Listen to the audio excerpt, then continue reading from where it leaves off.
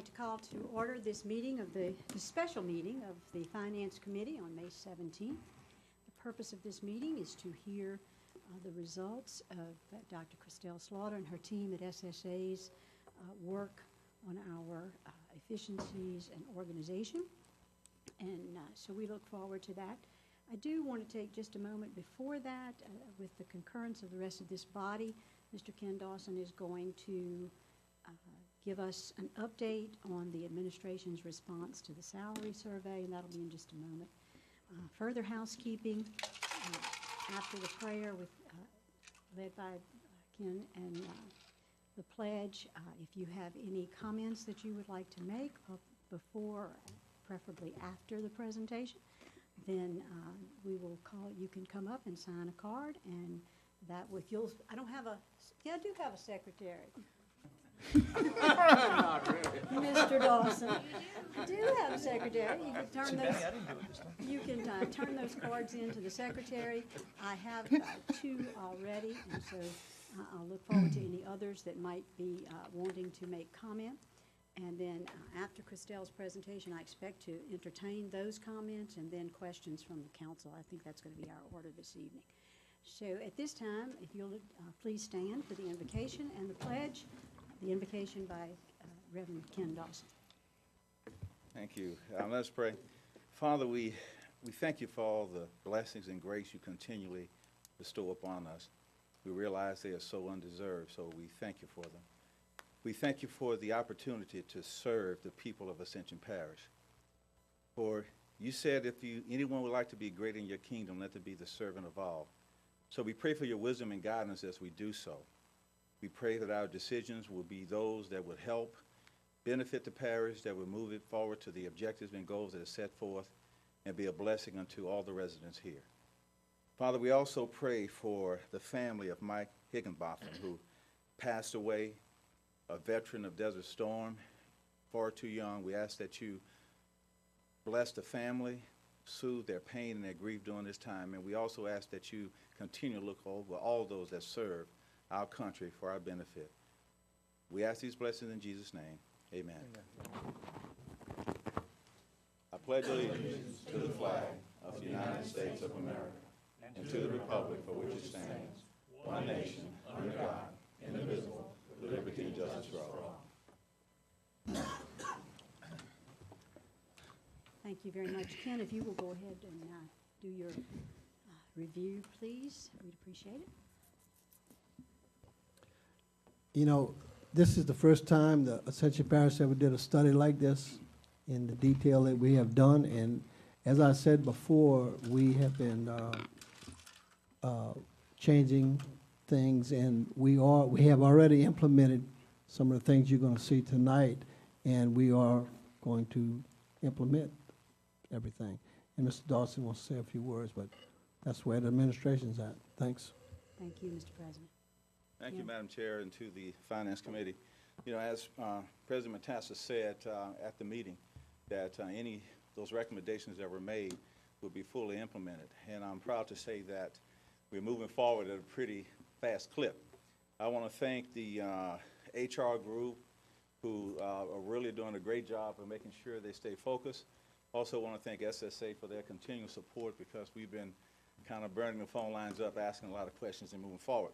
So with that, I'll just bring your attention to kind of a quick slide.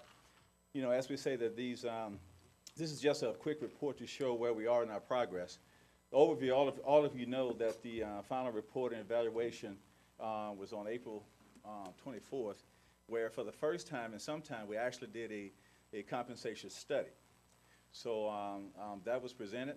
The council voted to approve and adopt a market minimum analysis, and SSA also presented about 7 comparative salary ranges analysis recommendation, which were also approved by the council.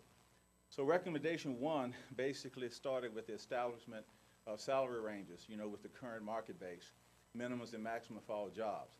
So we're in the process of making all those adjustments. The ordinance, we have to be prepared in order to do so. But also I want to bring your attention to that this has to be also in connection with the job descriptions. So the goal is from HR is to be able to do that ordinance have all-inclusive of even all the changes in the job description. As you remember during the report, there was a possibility that we have to delete some repetitiveness of some of the job classification and those kind of things. So that process is moving forward, and we are working with SSA, Christelle and her group, to be able to see that accomplished as well. Recommendation 2 was to bring the incumbents into the market range. I'm glad to say that those adjustments were made. It was approved, they were made, so it was a total of 28 employees which received adjustment. Initially, I know we said that the adjustment cost to the parish would be about $50-some-odd million. Not million, $50-some-odd thousand. I would want to have one of those jobs if that was the case. And also there was a larger number, and I think that the issue with that is that the initial roster that SSA was working off of initially had more people that would be in that particular segment than we actually had later. So when they got an updated roster, and when HR started to put it together, these are the final numbers. So I'm proud to say that that has been accomplished, and we're moving forward. Recommendation 3 was to establish and adhere to policies governing salary ranges and progression. So one thing was to discontinue the policy of raises beyond the top of the salary range. I mean, that has been implemented. Moving forward, that is, President Matassa has stated that that was going to be the situation, and we will not do so. That affects about 69 incumbents in the market. So those salaries will be frozen until future analysis result in a range change. One thing that, as you all know, a lot of times those ranges were changed based upon COLAs, because COLAs were applied to the individual person instead of salary ranges. The goal is now that COLA will be applied to the salary ranges, and an adjustment will be made accordingly on a needed basis. So not applied to individual salaries, but we're looking at those salary ranges, okay? This is a continuation of recommendation 3.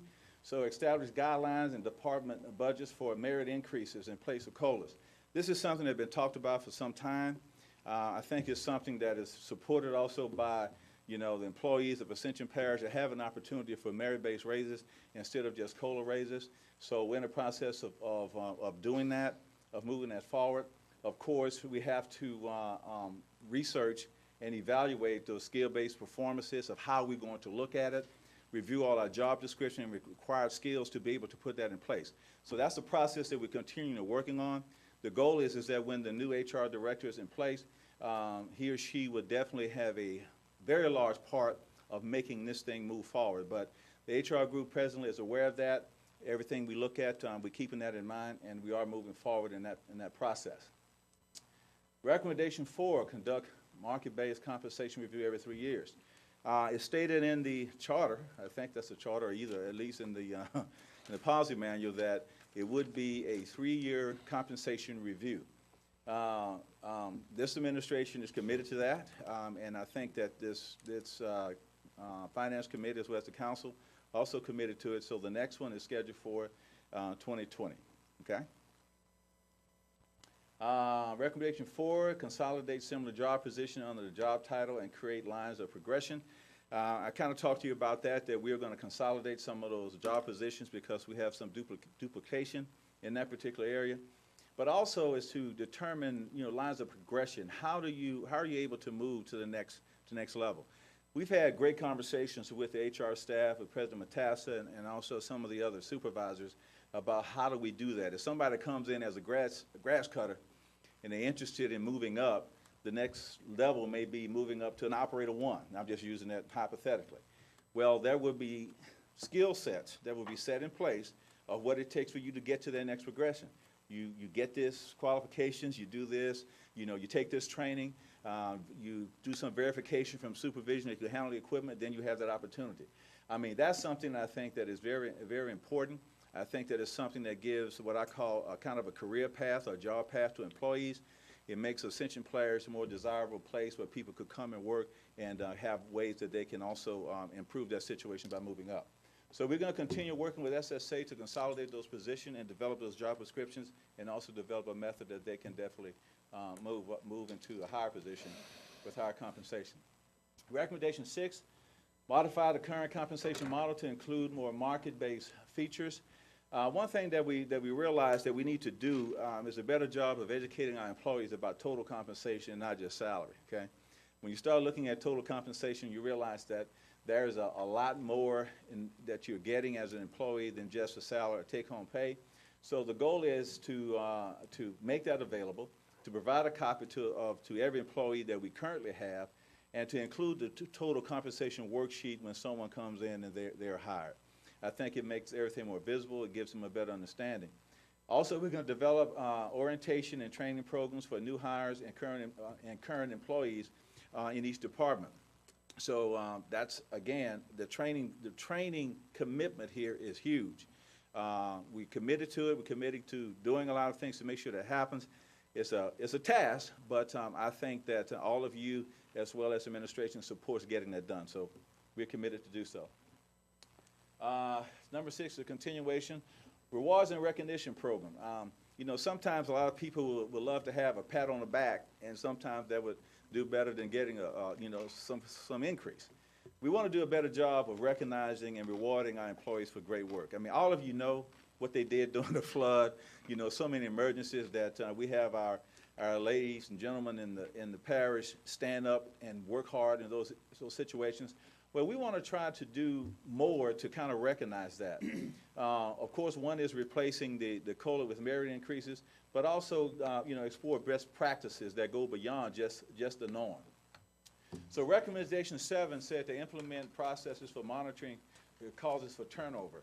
I think that Ms. Slaughter Dr. Slaughter, I should say, actually said that, some of our turnover is very low, but we also want to keep an eye on what's happening with our turnover.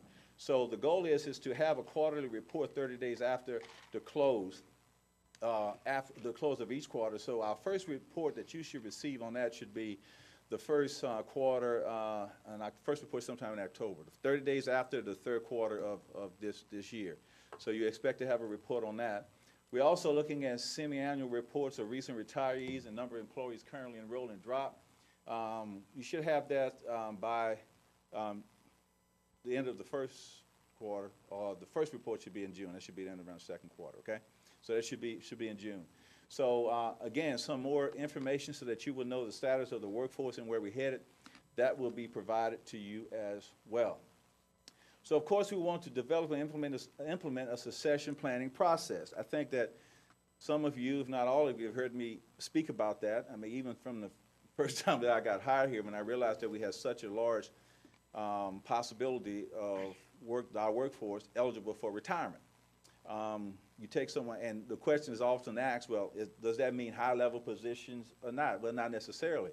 If I have somebody that knows that there's a pipe out there where I'm cutting grass and that institutional knowledge has been developed by that person for a long time and it's not passed on, the new person is going to go over there and hit the pipe and then may cause some situations. So what we want to do is to make sure that there is some succession planning. There's some chance of turnover information. There's some collection of information. Some of those things can be documented. Some of those information could be proceduralized for succession planning. We want to make sure that we look at all those possibilities and begin to implement them. So that is very important because by the number of potential people that are eligible for retirement, I think that if you're running your businesses and you look at that, it will kind of make you a little bit nervous. I know it does me. So also, we want to research and modify exit interview forms, provide feedback to appropriate managers. Anytime there's someone that leaves, we want to know the reason why. We want to know, that anything that you could tell us that could improve, any information you could give us to make our situation better. We're going to try to capture that, and then we're going to make that available to the managers and supervisors, and also include that in a turnover report. So I want to thank our HR group. I want to thank SSA for their work. I want to thank President Mastassa for giving us the time and opportunity and making sure that we focus on this. I think that we have a great start. I think that we're committed. We're hitting the ground running. And I tell you what, there is an excitement in our HR department, and I think that the employees are seeing that we're paying attention to some things that have been a concern of theirs for some time. So again, thank you for the opportunity, Madam Chair. Thank you, Ken. We appreciate the report. At this time, we will move along. Last year, this body, together with the parish president, asked Dr. Slaughter and the SSA consultant group to do some work on our behalf to determine best practices to help us to establish good policies and procedures around not only the salary survey, but effectiveness and efficiencies, and particularly organizational structure. And so I would like to call on Dr. Slaughter at this time and her team to make the presentation of that work. Thank you, Christelle. Thank you so much, Chairwoman Casso and council members. We're delighted to be here tonight. I am here again with part of our team and the best part of our team. We won't tell that to people who are not here. This is televised, you know. Just saying. Oh, I reserve the right to have any of them join me because obviously this was a massive undertaking and we have specialists and people who have done particular types of studies in other parishes in South Louisiana and other political subdivisions, state and other states. So if we need more information, we have the right people here, the subject matter experts, to share that with you. And I also have implored them that if they have more to add, that they simply jump up and come stand next to me. So we'll see how that works. I think everyone has a copy of the slides. Council members have a copy of the slides, which we'll be using tonight. Let me start by level setting this. This is not the final report. The final report is a narrative. It has a lot more details with various departments. We're happy to answer any questions that you have about this, but in the interest of time, having only 3 hours, we thought that we needed to stay with the organization structure, the high-level recommendations, and some of the additional recommendations that we think need to be brought to your attention. But again, I think we have a lot more information. Are happy to come back or happy to visit with you one-on-one if you'd like to have more explanation when that narrative report comes out. I will be showing the slides for the benefit of the audience, and I want to start by talking about what we're going to talk about. And we want to tell you a little bit about our methodology and share with you some of the people who helped us, some of whom are part of parish government, some are customers of parish government, business and industry, community leaders, and we have a lot of people to thank for pointing us in the right direction and sharing information with us. We also want to talk about where we see the parish today and where we see the parish going, because we think that this has to do with setting the stage and the framework for why some of the things that we think are priorities are priorities. We were asked by a number of people along the way, well, how are we doing in comparison to other parishes that are like us? And so everyone is a little bit different, but there are some that share some similarities. So we do have a data set, a comparative table that we want to share with you and then answer any questions you have about that. We do have some priority recommendations, as I said, and then some additional recommendations that we thought would be important to share in a public forum, many more by department or by particular area, or even some general ones for the administration that are in the final report, but seem a little bit more detailed than we needed for tonight. So if we look at our methodology, what you asked us to do was look at an efficiency and effectiveness study that would give the parish the opportunity to reduce the cost of government, improve the level of services provided to parish residents, and improve management's ability to provide oversight and report to the community on the quantity and quality of services provided. On page 4, we have the graphic describing how we went through the steps to accomplish those objectives. We did have a steering committee that worked with us at important points in the process to bounce ideas off of or point us in the direction of other documents. We did have some business leaders who were part of that. I think one of them is here today, the CEO of St. Elizabeth's Hospital, one of the larger employers in the parish, Mr. Robert Burgess, and we would really like to thank you, as well as the other people who served as volunteers on that. As you look at this methodology, what you can see is that we did quite a lot of work in preliminary interviews and document reviews, just trying to gather questions that we wanted to ask. We went and visited with department heads, and a lot of those produced other documents or other questions where we needed to go off and drill down and come back to them. We did on-site visits in a number of cases. We went to various locations. You have some very interesting parts of parish government, and we were able to visit some of those. Some of our detailed recommendations will have to do with opportunities to improve the brand of Ascension Parish in some of those places.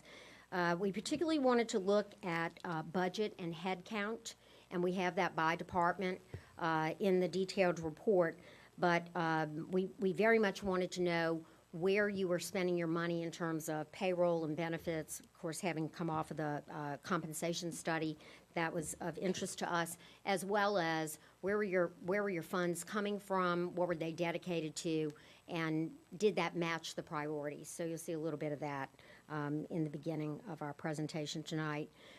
We talked about potential recommendations and then went back and evaluated those and tried to drill down and get more data, and we'll talk about that. And some challenges, quite honestly, that we had with gathering some of that data that we would have expected to have had available. And then finally, tonight is an opportunity to share this with the council members and the public, see what questions you have, make final tweaks and edits, and gather whatever other information we need before producing the final report.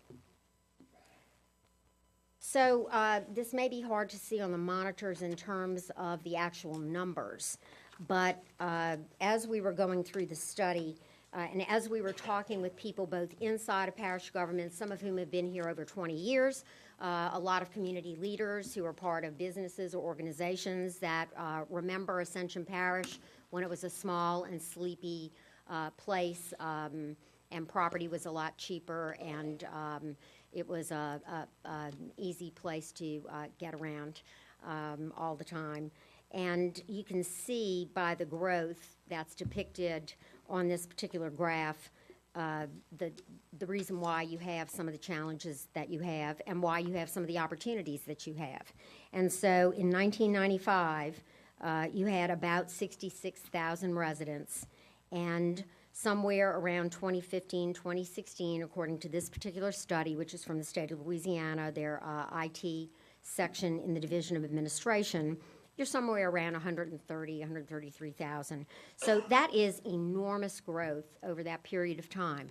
What's important is the growth that's yet to come. And so between 2015 or 16 and 2030, which is right around the corner, so in the next 15 or 16 years, you are going to add about 60,000 more residents. Now, the only thing we know about this, as my partner very, very wisely says, is that it's wrong. It may be a little high, maybe a little low. These are projections. If you don't screw up, in our opinion, this growth is coming. You're a popular place, and you're a popular place for a lot of reasons, and your business and industry partners, they like being here. They look for opportunities to expand and grow, and that's exactly what you want to have happen in a growing parish. They'll bring more people in. They want more services. They want more shopping opportunities and retail and commercial parks and places where you can have white-collar, nice jobs in an office, so that you'll have sort of the whole spectrum of types of jobs and types of organizations in your community. So a lot of hopes and dreams out there, but what this does, in our opinion, is put pressure on you as a parish council and your parish president and his administration to be up to the task. And so when you look at this kind of growth, and we saw this in St. Tammany Parish, and actually they were quite shocked with some of the projections there, because they are struggling with a lot of density in areas where they didn't expect it to be, and lack of preparation with roads and infrastructure and same things as you, water and sewer and so on and so forth, trying to get ahead of that, catch up with what we need for today, and then try and plan how do we keep the quality of life, how do we provide a better quality of life for our citizens for today and for the future.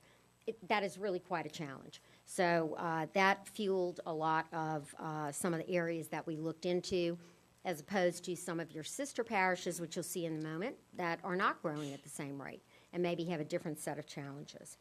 So if you look on page 8, you will see what I just described, a table with comparative parish data. And so the group that we looked at, besides Ascension Parish, was Livingston Parish, East Baton Rouge Parish, St. John the Baptist Parish, and St. Tammany Parish. Arbitrary data set, but information that was available, and each one of those has some similarities and some unique differences. So again, when people asked us, are we like other parishes? Do other parishes have public works about the same size as us? Do other parishes have as many layers as we do? Do other parishes have this or that? We can pull that up, but you can see from this chart that it's not necessarily an apples-to-apples comparison. However, there are some interesting things to be found. So, for example, again, this is pulled from a different data set. So when you look across at the population, you can see, of course, that East Baton Rouge Parish, much larger in population, and St. Tammany Parish, larger in population. But the important reason why we have that population figure on there at all, and these are all drawn from the parish's own data because of the ratios that we were trying to come up with.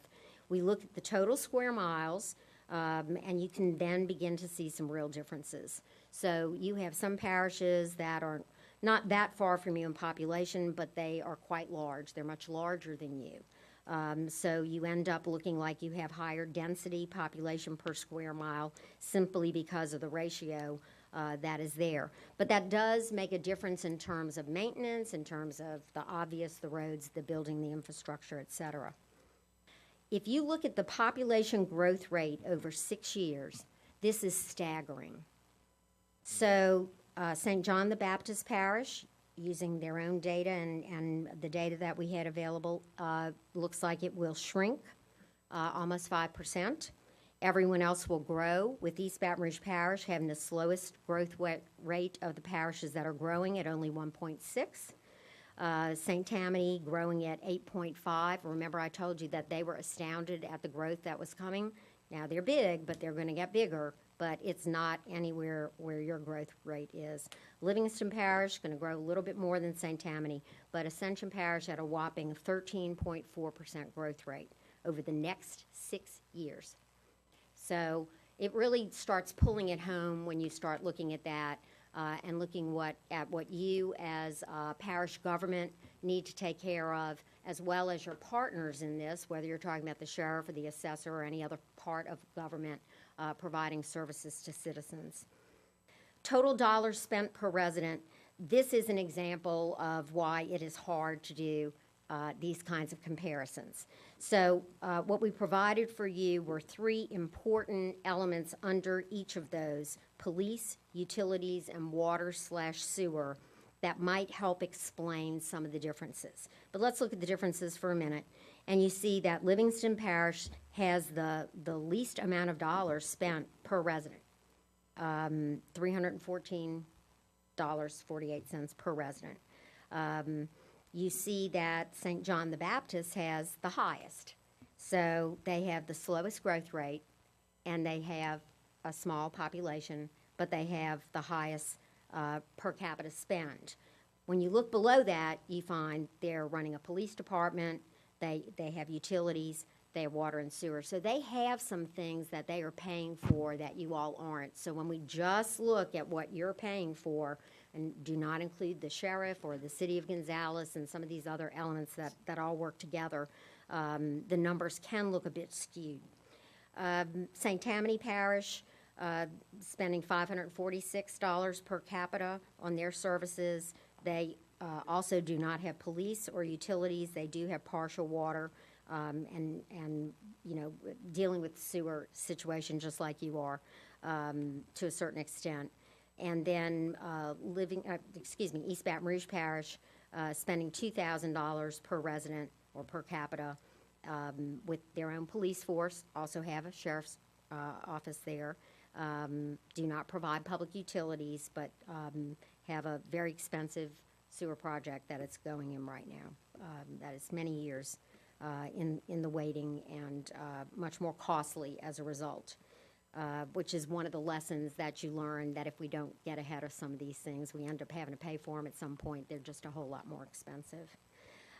You're spending $1,045.85 per capita based on this ratio, and so, you know, are people getting what they need? Is the ROI there from their investment in the parish? And I think that's one of the things that you charged us with trying to examine and look at. Where is that spend going? What do people expect from you? What should they expect from you? And what are we able to deliver from our staff and services and programs that we provide? If you look at page 9, one of the things we always try and do, and sometimes we'll do it ourselves, but we were lucky enough to find a survey that was done by Magellan, and they were kind enough, this was done for the Sheriff's Department or for the sheriff, and they gave us permission to use it. This, in our opinion, was the most important question, and it was, what are the most important issues, or the most important issue, facing the parish? This was done in May of 2016, and there were 600 responses, which is a large sample. That's a definite oversample, so pretty reliable. And no surprise, almost 40% said reducing traffic congestion. However, when you begin to look at what are those next ones, even though there's a big drop, you see kind of a cluster of 4 things: implementing a comprehensive growth management plan, improving the economy and creating jobs, reducing crime, and improving drainage. And then that next, only one other was actually named in the question, and that was expanding recreational activities. So those are the top 6. About 7% either gave another answer off the top of their head or said, I don't know, or all of the above. That's kind of a grouped category of about 7%. So I think that when you look at this, it forces you to say, what is the role of Ascension Parish government in these 6 areas? And we think you have a role in all 6 of them. We think you have a major role in some, a partnering role in others. But your parish president is the elected leader for the parish. You are the parish council, and you are the elected legislative body with all the powers that you have and the limitations that you have to make sure that you're delivering on what the charter and provides for you and what your citizens expect. I think as we go through this, we can talk more about some of the feedback that we got. But I must just spend a moment on comprehensive growth management plan, and you'll see in our priority recommendations issues and opportunities related to that. You have a very interesting parish. You actually have a very interesting parish council. And having had the opportunity, the pleasure to work individually with some of you through this study, it's not every parish in Louisiana or county that has people in elected positions on their council who have the same quality of business and industry experience. Now, we might not at the moment have a plant manager or site manager sitting as a member of the council, but you got people who've been in industry or running a business or been part of a large organization for 20, 30 years, and you know what to expect. And you know how things are done, and you know a lot of business processes. And so whatever sector you come from, you're bringing a diversity of ideas and priorities and ways of doing things. But the reality is that we saw this in St. Tammany Parish. When you begin to get a business-oriented mindset in the parish council, it brings a different tone and tenor to what you expect from parish government. And so when we did the compensation study in St. Tammany Parish, we were charged in the RFP with working on a performance management system, getting the rudimentary elements of that actually out in that first study because it was that important to that parish. They wanted to know how to have true merit and reward and recognition systems that actually incented performance and things that we see in private industry all the time, but you don't always see at a parish level. We don't see that in some of those other parishes, but we see it here, we saw it there. And we do think that that creates an interesting dynamic and one that is rather different. So going back to some sort of growth management plan, a lot of your business and industry leaders, major employers, when we spoke with them, talked about predictability and consistency. And so anytime, any kind of plan, it can be a small plan, anything that you're doing where you're saying, here's how we're going to do things, policies and processes and manuals and things like that, provides predictability and consistency. And that is what we started hearing over and over again. And of course, it's not going to solve all your problems. You can have great plans and execute on nothing. You can have great plans and not have enough money to solve the problems that are well laid out in the plans. But if you don't have a plan, I promise you, you're going to end up with some things happening that later on you'd say, gee, I wish we had thought about that earlier. So I think that you'll see a little bit of that in here. And again, some of these things are shared responsibilities, that being one, improving the economy and creating jobs. There are a lot of people that have to come together to make that happen. And from some of our other work with AEDC and your chamber, you do a better job at that than most. So I realize that is not the direct role of the council by yourselves, but you all play very well in that sandbox compared to some that we see, and we hope you can continue to do that.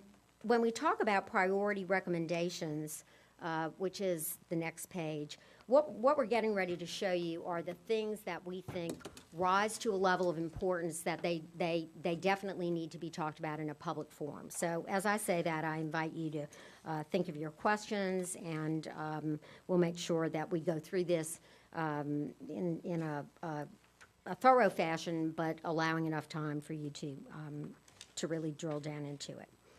So the first thing that we saw when we began this study many months ago was that the council was not aware of the organization chart. We had people who were not sure who they reported to in the organization. In the compensation study, we had people who didn't exactly know what their title was. Those are not really unusual kinds of things, but we did hear a lot of that. You had a change in administration. Some of that is understandable, but over the course of the study, we noticed a certain fluid nature to the organization structure. And so one of the things that we think is going to help you and help the administration is to have something that is put in place that is modeled after best practices that you live with for a while. It's not there forever, and you're going to find opportunities to move functions or people, and that's good, but if we're doing that all the time, that becomes a problem. People don't know who to call, they don't know whose direction they're supposed to take. So this turned out to be much more important in this study than we realized. You need to be assured that you're getting the most efficiency that you can. And so one of the things that we look at in analyzing organization structures is redundancy, opportunities for outsourcing, things that may be done in parish government that may be duplicated in another jurisdiction or by another taxing authority or governmental authority. We also look for signals or signs that things are being done effectively. And so are we really able to provide services at the level that our people expect, that they're paying for? Do we have standards for that, and so on? And even by looking at an organization chart and trying to see if there are clear lines of authority, do we have the right reporting relationships or functions grouped together where they could get some sort of synergy from working together, sharing equipment, cross-training people, et cetera, et cetera. So we have spent quite a lot of time on this with many, many people, and feel like what we're sharing with you tonight is something that has evolved, it has changed, our thoughts about it have changed over the course of the study, but we really do think that this is a solid recommendation and one that would stand the test of time and get you where you're trying to go in the short run. When you look at, this is an eye test for the audience, when you look at the structure, we have tried to create a rational way that people report into the administration, as well as to keep it flat enough that you're getting good direction from the top of the organization all the way down to the person on the front line who's actually serving your constituents. So under the parish president, you will see that there, in this organization chart, are really 2 full-time direct reports. And this is a functional organization chart. This is not people-driven, although normally at the higher levels, 1 person occupies 1 box. As you go further down, I have the numbers of people who are in each one of those functional areas. But it's really designed to help you think about the function more than the individual. So the parish president will oftentimes have 1, 2, or 3 direct reports. We will sometimes see a few more than that in very large jurisdictions, but in this case, your finance department and chief administrative officer, sometimes called a chief operating officer, sometimes called a deputy, various titles, but that person is really the person that needs to get things done. And it provides continuity and a direct line to the parish president as well to department heads. Your legal counsel, of course, is in that sort of support services area as well.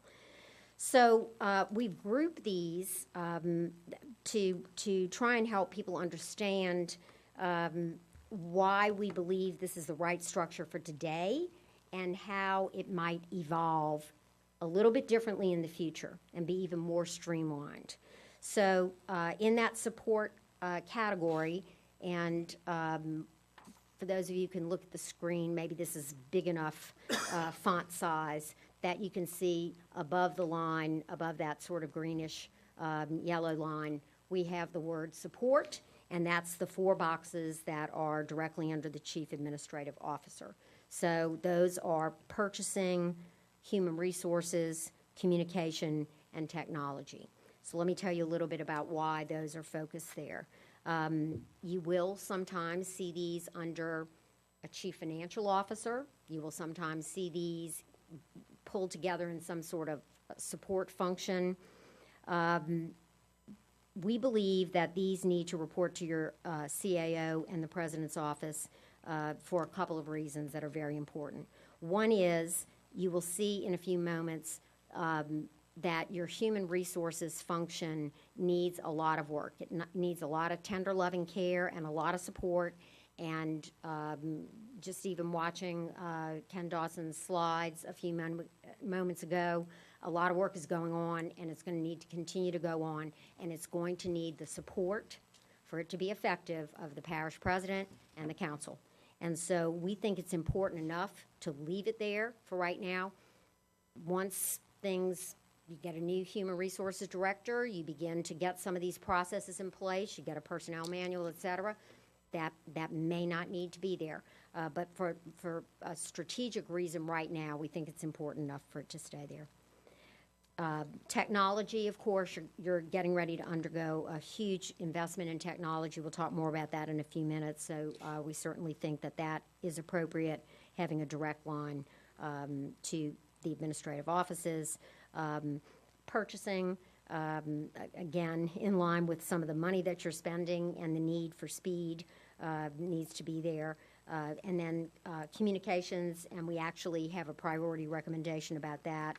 And improving your opportunities to communicate with your constituents about what's going on in parish government, things that are important to them, and also listening to them a little bit more. So that is in that support area. The boxes below that level, the functions that are below that level, are really in the service delivery. So those are your external facing departments and functional areas. And so when you look starting at the left, you see the utilities function, which you have now taken on in a vengeance. Utilities needs to be run very, very well. There's not that there's a lot of margin for error in some of these places, but there's very little margin for error there. You're dealing with real important things, and you're dealing with people who take their jobs very seriously as regulators. So this is an area that is without a director at the moment. We have strongly recommended to the parish president and the chief administrative officer that you find the best utilities director that you can find and afford, and you get that person in here, because at some point it's just going to continue to take more and more of the CAO's time, and not really have that oversight and that direct day-to-day subject matter expert that we really think you need. So I don't want to overplay that or lead the public to believe that there's some risk or that the EPA is knocking on our door. But we see in other parishes what happens when they take a good old guy and they just put him over utilities. And you have people who need certifications. They need to know what they are doing. They need to be managed very, very carefully. So you have about 30 people in that department. It's not one of your smaller ones. So we strongly urge you to do that and feel that it's important that they report directly into the president's office through the CAO. The next actual functional area we're calling Public Works.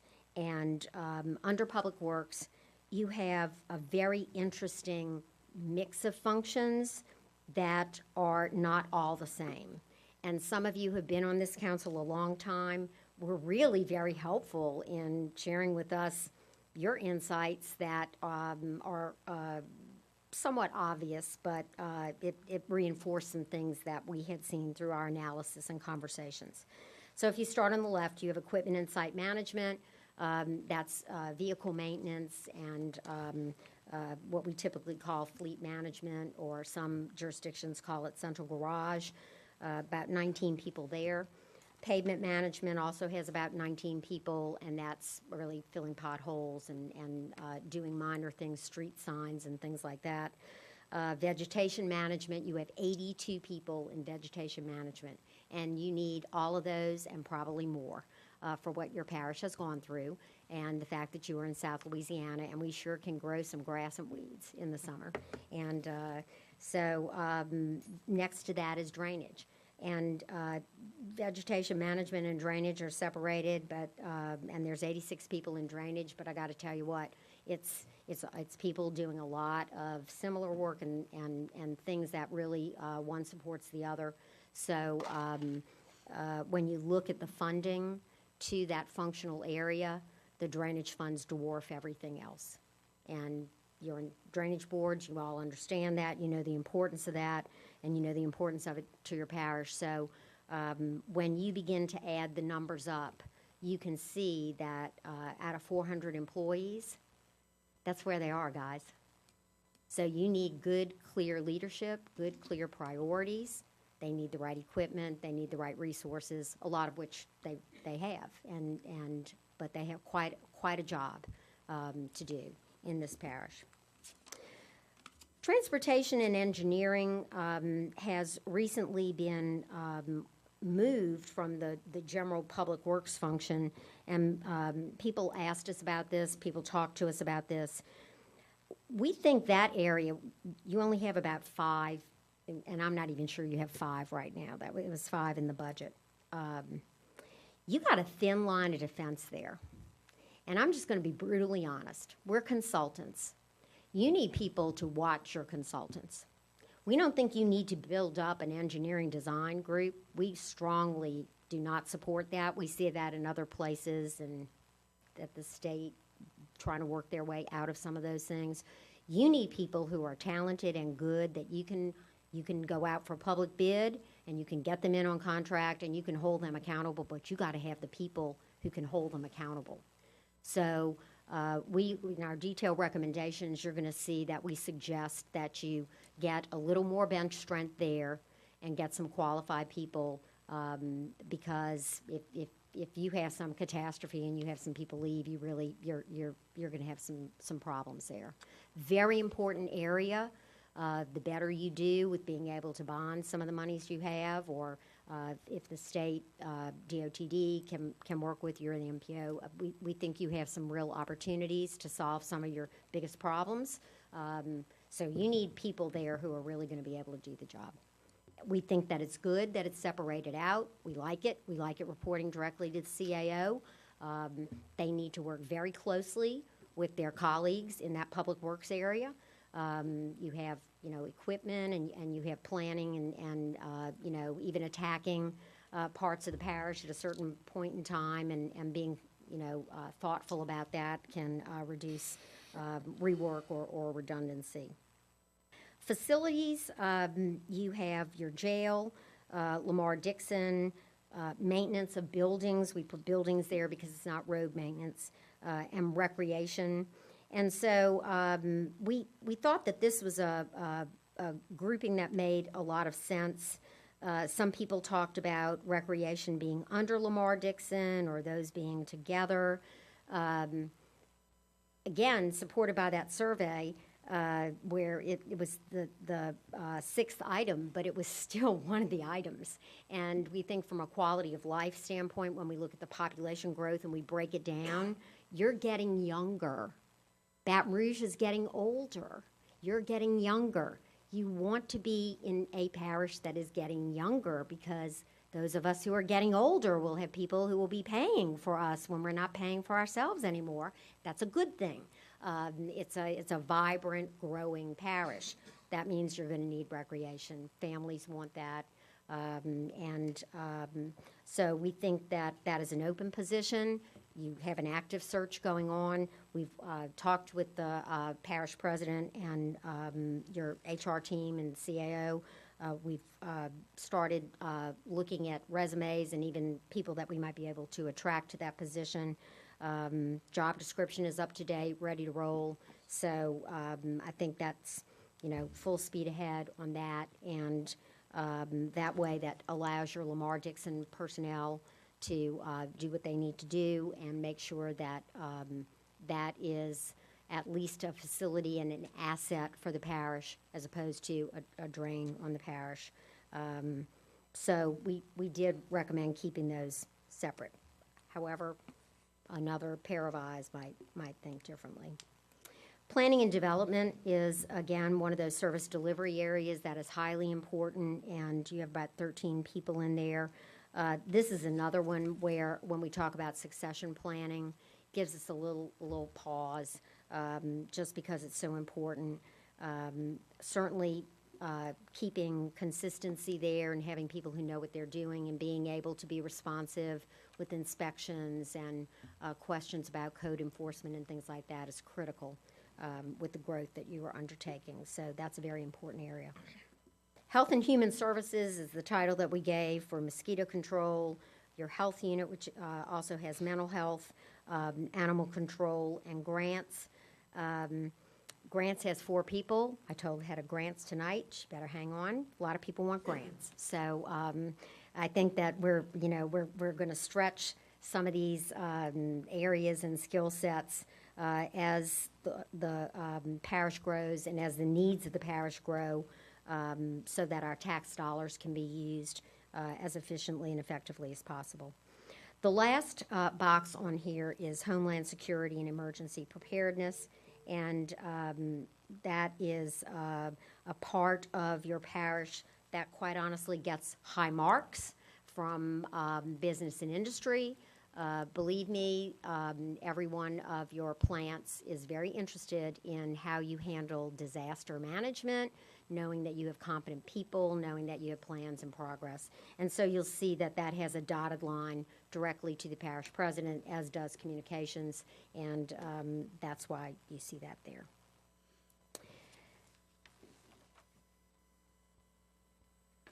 I'm going to move on. So I know there must be questions about that. Please write them down or make notes so that you don't forget.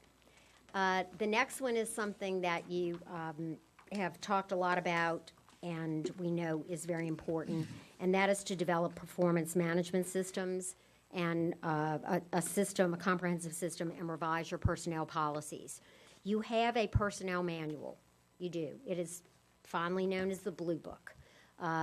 It's not bad. It just has things in it that nobody's doing. It's not enforced. It's not, I don't think you'd be supported. I think if you tried to operate literally from some of the policies that are in there, you would stick out like a sore thumb. So it needs to be edited. There are a few strange things in there. Many of the questions that we received as we were starting this study, as we interviewed council members, had to do with, is our workforce qualified? Do we have qualified people? I will tell you that the best way to deal with, do I have qualified people to do the job if they were brought in to do this particular job, if they were promoted after they were brought into another job, is by having solid policies and a good performance management system. One of your policies that we think needs to be eliminated, we've never seen it anywhere else, is that people's files can be purged. For a verbal reprimand, it can happen after a year, and for a written, any sort of written documentation in 24 months. That's a problem for two reasons. One is that if you have an employee that obviously you are trying to get them to improve their productivity, which is a big investment, right? So you need to get productivity from people, and they're able to get things taken out of their files by requesting that from Human Resources. I really don't have good documentation. Everything doesn't happen in a 90-day window, and having a pattern of behavior over a period of time is important, and it's important for decision makers and policymakers to see that when action is taken. Even more important to us is when you have a supervisor or a manager or somebody in the chain of command who is problematic, someone who harasses people or someone who is creating difficult situations for you. That can get wiped clean, and you could have a lot of things that result from that has everything from grievance and appeals to lawsuits and so on. And so again, very unusual, and something that we think is an example of something that needs to be revised, and best practices need to prevail there. To the point about qualifications on page 15 and improving productivity, the sort of efficiency and effectiveness words in the study, we did hear from some of your stakeholders that you provide services for, not constituents necessarily, but people that you have cooperative relationships with, whether it's buildings aren't cleaned well or people aren't doing what they're supposed to be doing. They have staff, but they're not working hard. They're not doing this as well as they should do. Is that coming because we have people who aren't really qualified to do those things? Is that coming because we don't have supervisors and managers who are very skilled at making sure people really know their jobs and know how to do them? And we think that it's probably both, as most things are not one or the other. We think that your training needs to be mandatory. We think it needs to be all the way from basic supervisory skills up through mid-management, all the way up to department director and the CAO. It's got to be all the way through. And part of the reason why we say that is because you really should have a common culture. And when you have mandatory training and it's periodic and it's done maybe every year, it's some training every year and it builds upon itself, then you begin to have a common language and you begin to have department directors who think the same way and are doing some of the same things. You have some of that, but I think it's kind of grown on its own. It's like a field of mushrooms, as opposed to being actually, let's try and make this get some consistency here. Many of the questions have had to do with productivity and morale and things like that. And weak supervisors and managers really don't know how to do their jobs effectively, and they really don't know how to take what you're giving them and get the results that they need. And so we think that this would actually be an efficiency improvement. If I can take a worker and I can make them 75% or 80% productive, which is real good, and keep from having to hire somebody because somebody's only 35 or 40% productive and now got to hire another 35 or 40% productive with the benefit load, et cetera, you're going to save the taxpayers a lot of money. So even with the people you have right now, you got them, they're in there, they have their jobs. Yes, it's employment at will, but that has been so twisted in people's minds here. Everything from I can fire you with no documentation to, you serve at my pleasure. No, they don't all. They don't. You just can't walk in and tell somebody, I really don't like your hair today, you need to go, or your lack of hair, or whatever it is. You just cannot do that. And I think that, we've really got to get a common culture, and you got to develop a culture of customer service, and it's just not here. It may be in pockets. It may be with some individuals. There are some people towards the top of the organization who certainly espouse it, but we just don't find it being developed and going all the way through, where people are looking for better ways to provide service or over-communicate, or let me call this person back and see if I can help them with this. And I don't want to say that leadership training is a panacea. It's not, but boy, it will go a long way, and especially if you back it and you have it there periodically and are getting the same message to people. Page 16, recommendation number 4 is ensure that all new employees meet the minimum qualifications. Some of your job descriptions were not up to date, and minimum qualifications hadn't necessarily been raised to where they needed to be. Sometimes people are brought over to somebody's office and here you go, here's somebody to work. Did we always check those minimum qualifications? Not consistently. They have not consistently been checked. And you asked us to look into that, and we certainly did. So now we got them. As I said, it's not employment at will. Okay, we didn't check your minimal quals, so you need to go. It is now performance management time. So let's get a system and let's see. But from here on out, as of whenever you adopt this, or your parish president says this is the law of the land, we're going to do this, they need to be checked. They're there for a reason. Minimum qualifications are the basic standard. You have some jobs here that have very low minimum qualifications. Maybe I just need to pass drug test. Maybe I just need to have a basic course in something, or a certificate, or a little bit of experience. We get real hung up on college degrees. And I gotta tell you, I worked in a place that was a factory for that. I'm all about it. But it doesn't necessarily mean somebody can do their job or can't do their job. However, there are some college degrees that have to do with subject matter expertise. And so when those jobs become open, the next people that fill them you need to make sure they're meeting those minimum qualifications. And so again, your human resources department needs to be held accountable for that. Your human resources director needs to be held accountable for that. And I would think that as you have attrition, that will happen going forward. But good minimum qualifications are there for a reason.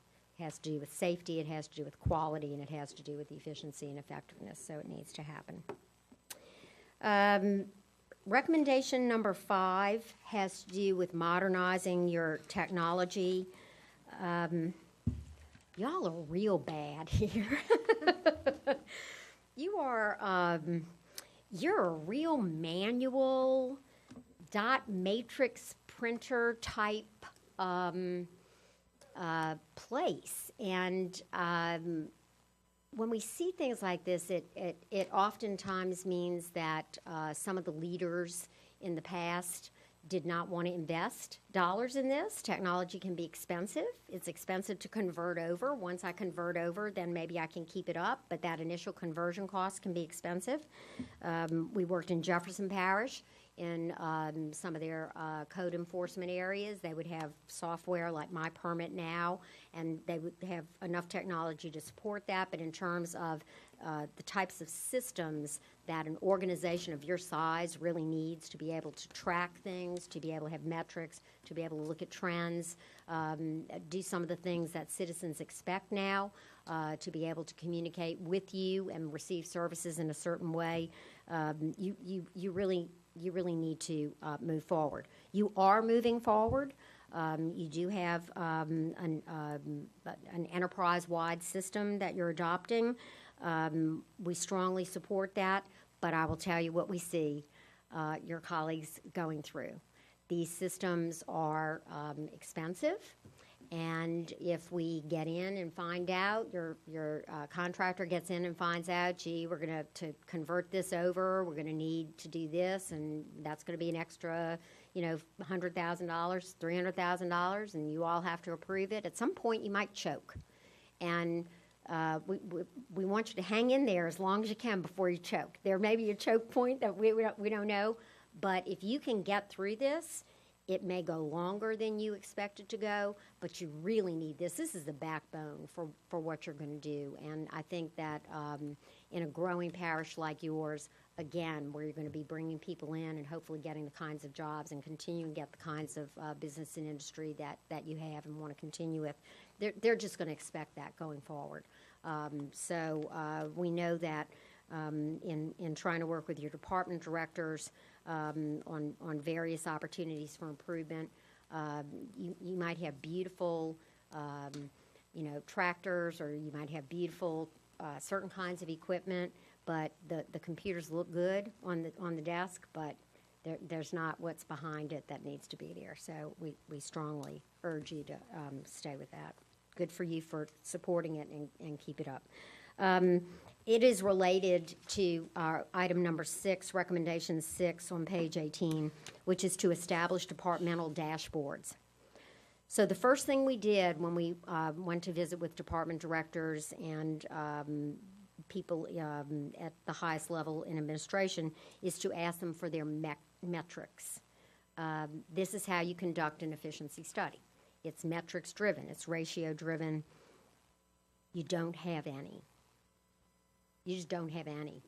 And you don't have any for a lot of reasons. I think that the fact that you don't have technology, which quite honestly, if your purchasing people had the right technology, when we went to see them and we said, what's your turnaround time on, such and such, how many RFPs have you put? It's a push of a button. It's a push of a button. It's a push of a button. Everything we asked was time-consuming and intensive, and that was across the board just about everywhere. And so when you're asking somebody to upgrade services, and I don't even know how I'm doing it now, I don't even have a good baseline, it becomes really hard to do that.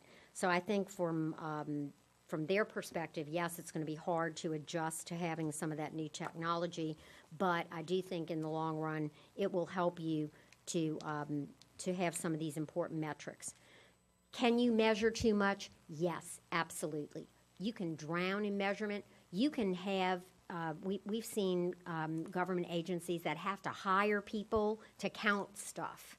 That's crazy, okay? You don't need to go overboard. But what you need is a dashboard. You need some really important metrics that you as a council can have reported to you periodically, and then you can begin to see, are we getting better?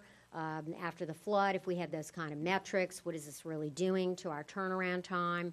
I would have that. I would have my regular, citizen calls versus what happened after that, and we think that would really be helpful. The administration talked to us about plans for a citizen services department, whether that is a separate department, whether that reports in under communications or under your facilities, public works. It can go a lot of different places, but We do think that even if you use Cartograph, which has a lot of people who have a lot of strong opinions about it, but we don't care if you have somebody who has a sheet of paper and a pencil, and we got a call, and the call was in this area. And so I can go back and count that. And I could maybe tell council members, we've gotten so many calls from your area every quarter or periodically. This is how long it's taking for us to respond to that citizen. Here's the things that we're responding to very easily and very well and in a timely fashion. Here's the ones that we're not. We will provide an appendix in the report. We just wanted to give you a sample from a fleet department. You call this equipment and site management, but it's the same animal. So, what is my maintenance FTEs per 100 parish employees? What's my cost per vehicle equivalent unit? How many work orders are completed within 24 hours? Number of vehicle equivalent units per technician or per FTE, full-time equivalent. Those are some of the things that you might expect out of that kind of area. And it would help you over a period of time to right size. It was just about impossible for us to go in and say, this area has 82 employees, you have too many employees. You have not enough employees. We literally had to gauge that through anecdotal discussions and things that we were picking up from stakeholder interviews and interviews with people inside those departments. So you really need this. And we have examples of places like Austin, Texas, who are amazing, and anybody can go to their website and pull down all kinds of information and quite a lot of detail, to some of the parishes in Louisiana, which are beginning to do those things in some areas, all the way to some that are much, much further away than you are. But we do think that that is going to help you with growth and development as you move forward. Priority recommendation number 7 on page 19 is requiring quarterly budget to performance reporting to the council.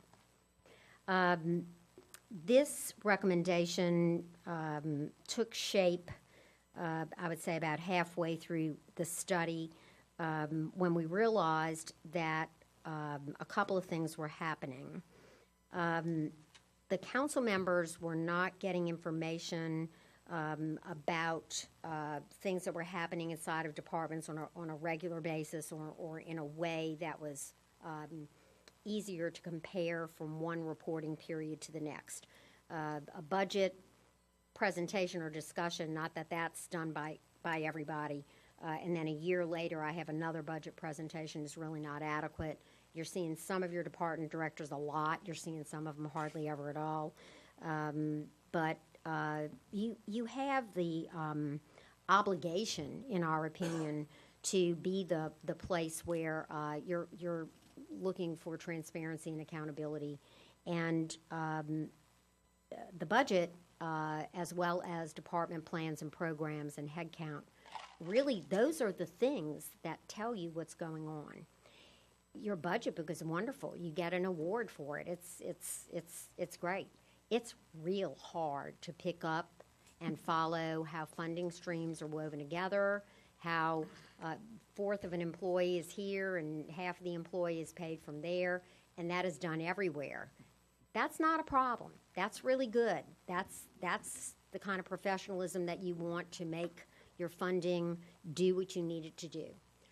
Where it becomes a problem is, where do you find the accountability? And so what we saw, generally speaking, is let's say a department director who was very good, very, very well trained, knew what they were doing, had experience.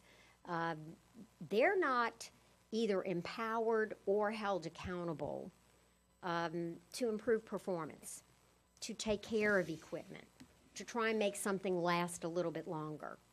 I'm not saying that they're not doing it. I'm just saying we're not helping them, and the ones who are really trying hard, get no kudos for that because nobody knows. So what you really want is at the beginning of the fiscal year, when you're doing budget planning and you know what the budget was last year for a particular department, now we're looking at it for next year, you need to have a budget figure with plans for that year that you can go back and refer to during the year, we think quarterly, and head count.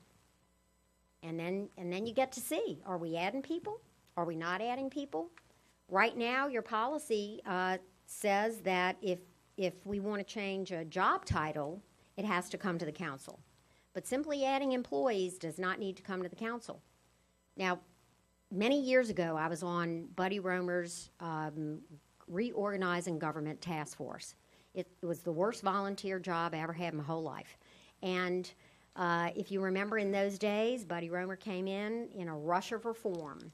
Boy, we were finally going to get Louisiana where it needed to be, and we were going to have this reform governor. We could get rid of civil service. Why would you need civil service? Buddy Romer is going to come in and fix all this stuff. Well, you know what? Buddy Romer wasn't going to be there forever. And you got to think about, okay, but what happens when I get so-and-so? And we did, and we got everything in between in the years since then. So saying, well, this works right now is fine. You're a wealthy parish. You got money. You got good stewards of your money. You have money in reserves. If you had a bad guy sitting in the parish presidency with the way you do things now, you could double your workforce, and you'd have to hear about it from somebody, or you'd have to just see a whole lot of people in Ascension Parish garb walking around on the payroll. Because right now, as long as I'm not changing a job title, I can add people. And I think that's great, and that gives you good flexibility, but you ought to have a sense of how large a particular department or unit or area is, so that, again, you know this is a priority area for us, and this is where we're adding things. And so, yeah, I really would like to have somebody more over here or somebody more over here, but we have limited funds, and of the funds that are not dedicated, we need to put them where our priorities are. This is not hard to do. It's something that's done in a lot of places. It should not tie the hands of the administration at all. When an unbudgeted need comes up, I need more people. We're falling behind here. We've had a flood. We've had a catastrophe. Or we've just had an increase, a new subdivision that's come online. Whatever it is, we need one or two more people, or we need 10 people, or we need a gazillion people. But then you would have the opportunity for it to go to the appropriate committee of the parish council. It could be talked about. It could be discussed. Not even necessarily approved, simply talked about, come through finance, and then everybody would know. And then we'd be able to say, hey, how's that working out? You got 5 people over here. You got another engineer over here. How's that doing? Are we closing in? Are we turning things around a little bit faster? Right now, you're handicapped because you don't have that information, but your department directors are handicapped too. Because if I have a budget and I got head count, but I know that I could maybe have some salary savings that maybe I could do something else with if I can go to the CAO and sell my ideas and then come and do this. Now I got a creative leader who's trying to get the most out of what we have. Again, you have people like that, but they really don't have some of the information and tools and authority that we think would help you kind of put them to the test. Let's see what they could do. Number 8, stronger communications on page 20. You have a good communications team, public access channel, PIO. You have the normal things that we've had in government for a long time, and you got good folks doing good things there. But the world of communications is changing. And so being able to be proactive, being able to push things out to your constituents, having a website that is updated, that's highly functional, that can be used for services and things that people right now may have to physically come and work with somebody, but in the future, people expect to be doing things online. It saves you time and money, and it saves them time and money as well as going into a social media platform and actually sort of leaping forward in a very inexpensive way to be able to share good news, to be able to share emergency situations. It's all there now, and it's so important to people, and we just don't see you having the consistency and some of the expertise that, as we were talking with some of the people, it's probably across the street in the high school. So we're not talking about a lot of money here, but we do think that your chief communications person has some good ideas about this, and we strongly support you doing more outreach and getting your stories to the public. Number 9, evaluate fleet usage and cost. This is an ongoing issue in a lot of your neighboring parishes. Do we own our vehicles? Do we lease our vehicles? You all have gone back and forth in this, or in the process of transforming that again.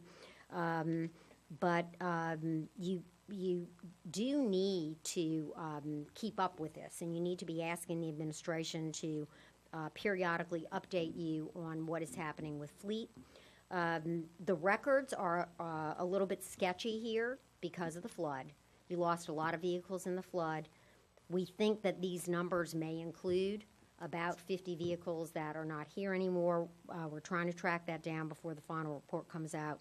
But essentially, you own about 153 pickups or cars, and are leasing about 60. Again, there may be a wide swing, as much as 50 the cars or trucks that are maybe double counted or really are not in existence anymore. The most important part of this is that you need an explicit policy about fleet assignment and usage. So lots of people wanted to know, where in the organization chart is fleet? Where's fleet? Okay, which part of fleet are you talking about? Because you got mechanics, you got people who are changing the oil. That's not what you're talking about. So fleet is here, right? This is fleet, the people who make the policies about who gets a car, who gets a truck, who gets a vehicle. What do I get to use it for? And we had a lot of questions about what are other parishes doing, what are other, public systems doing, school boards, et cetera. So we gave you a little bit of a snapshot. What a lot of employees don't know is that car allowances are recognized as ordinary income for tax purposes. It is important to some of your sister parishes that they are not calculated as part of their retirement pay. So, for example, when you look at East Baton Rouge Parish with a $400 car allowance, that is $4,800 a year. It is paid out per month. That does not, almost $5,000, does not bump up my pay in my retirement. And that was very important to the policymakers there. That's irrelevant to some of our clients. They could care less whether it goes in retirement or not. Some of them allow it, some of them don't. In 2014, we investigated the first 4 rows there. So St. Tammany Parish School Board in 2014 had an extremely generous car allowance. If you're not going to own a fleet, you're not going to own vehicles, and you're going to incent people, and you're going to maybe only do that for your top 5 people or your top 8 people or whatever, that's a big perk. And so they had that. The parish government had the same practice. It was extremely unpopular with the parish council, and there were some council members who wanted to get back in the fleet business. The new parish president had come in, Pat Brister. She got out of the fleet business, but then had very generous car allowances. So again, I'm telling you, there's no perfect system. You got to figure out what's right for Ascension Parish and what's right for you. In Lafayette, in their consolidated government, again, a few years ago, it's $500 a month. Baton Rouge was $400 a month. Tangipahoa, nothing.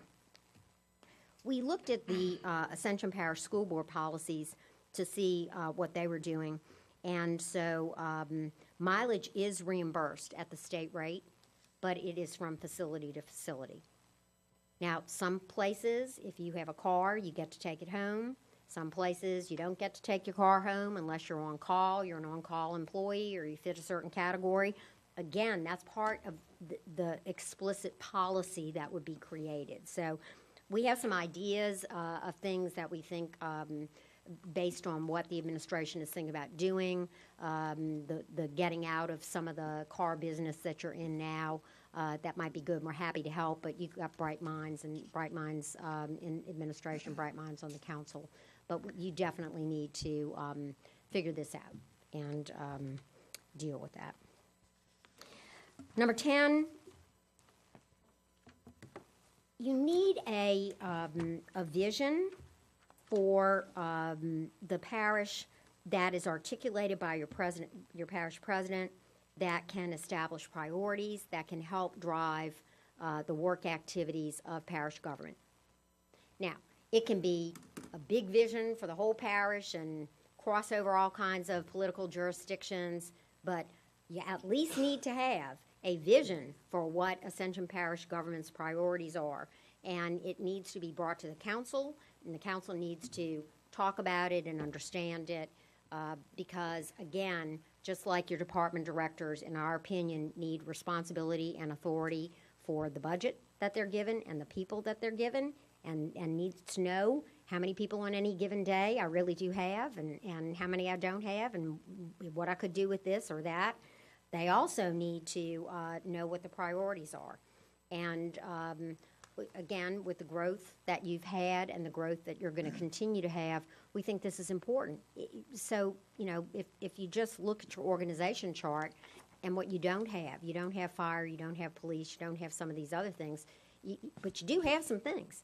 So where are our priorities? Where are the things? And then as I delve deeply into this, in public works, where are the priorities? You can't just say public works is a priority, okay? Drainage is a priority. It don't work that way. So it's got to be, here's where our funds need to go. And you all need to hear that. And in our lowly opinion, you need to participate in the discussion, and you need to give feedback, and department directors need to hear it, and they need to allocate their resources so that they can give you the results that you all collectively as partners in this endeavor need to have. You really need that alignment.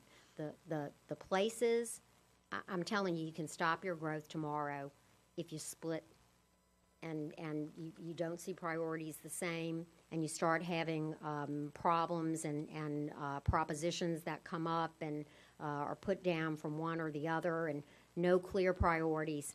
You really can tie your parish up in knots, and we've seen it firsthand. Or you can be okay at it and getting better all the time, which is what we think you need to be, and then begin to align your priorities, help taxpayers know what you're trying to do what you say you're going to do. This is a priority. This is what we're going to be doing.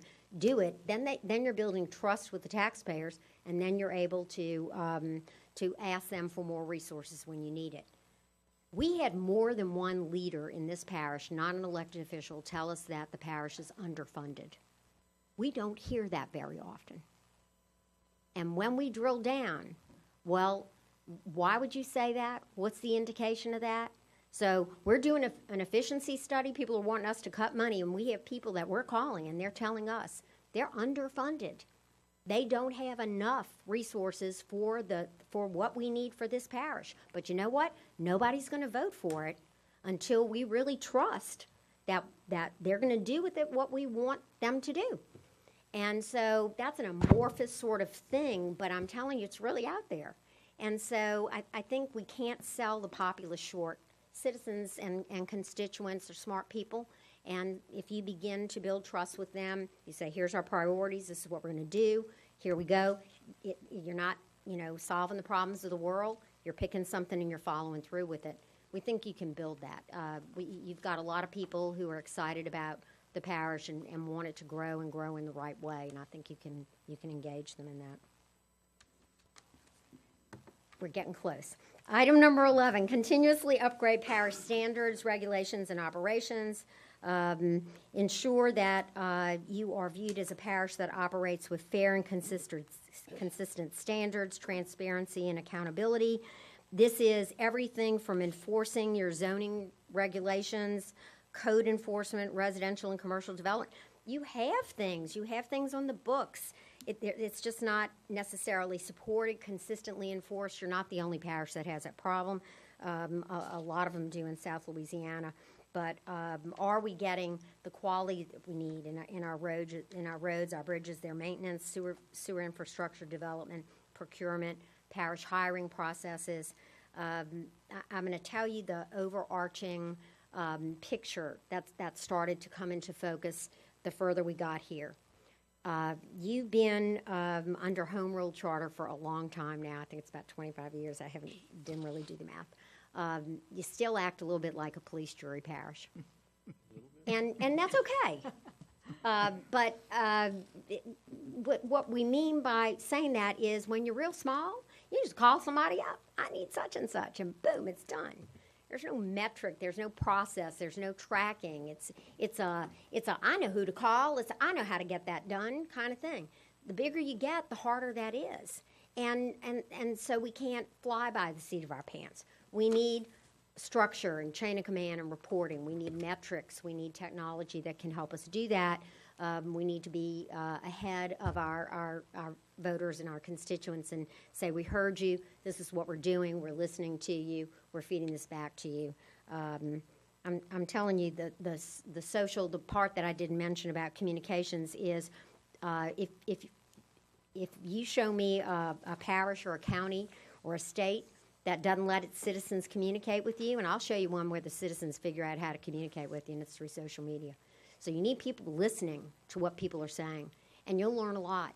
And you will learn what is important to people, and you'll get voices that will never show up in this room because it's just not worth it to them, but they care.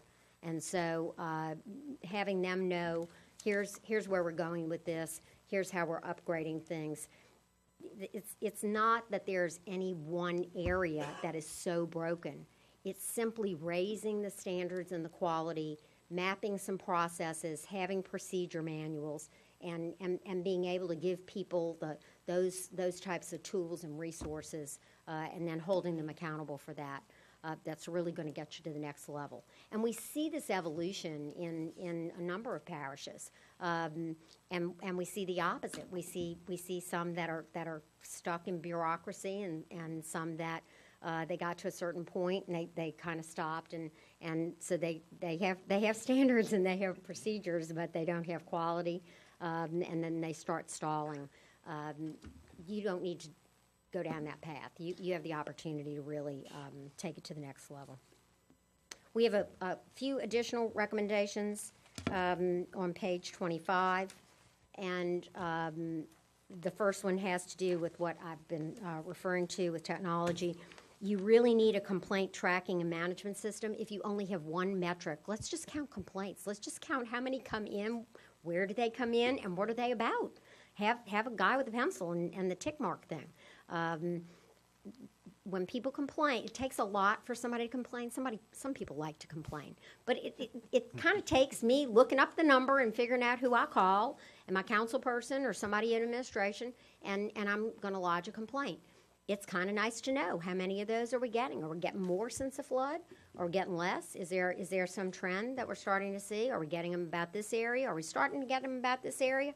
We were working in East Baton Rouge Parish. Will and I were in this meeting, and we found out council members used to receive reports. In fact, one of you told me that you all used to get a carbon copy of something, a handwritten thing, and it would be in your mailbox or something, or a folder.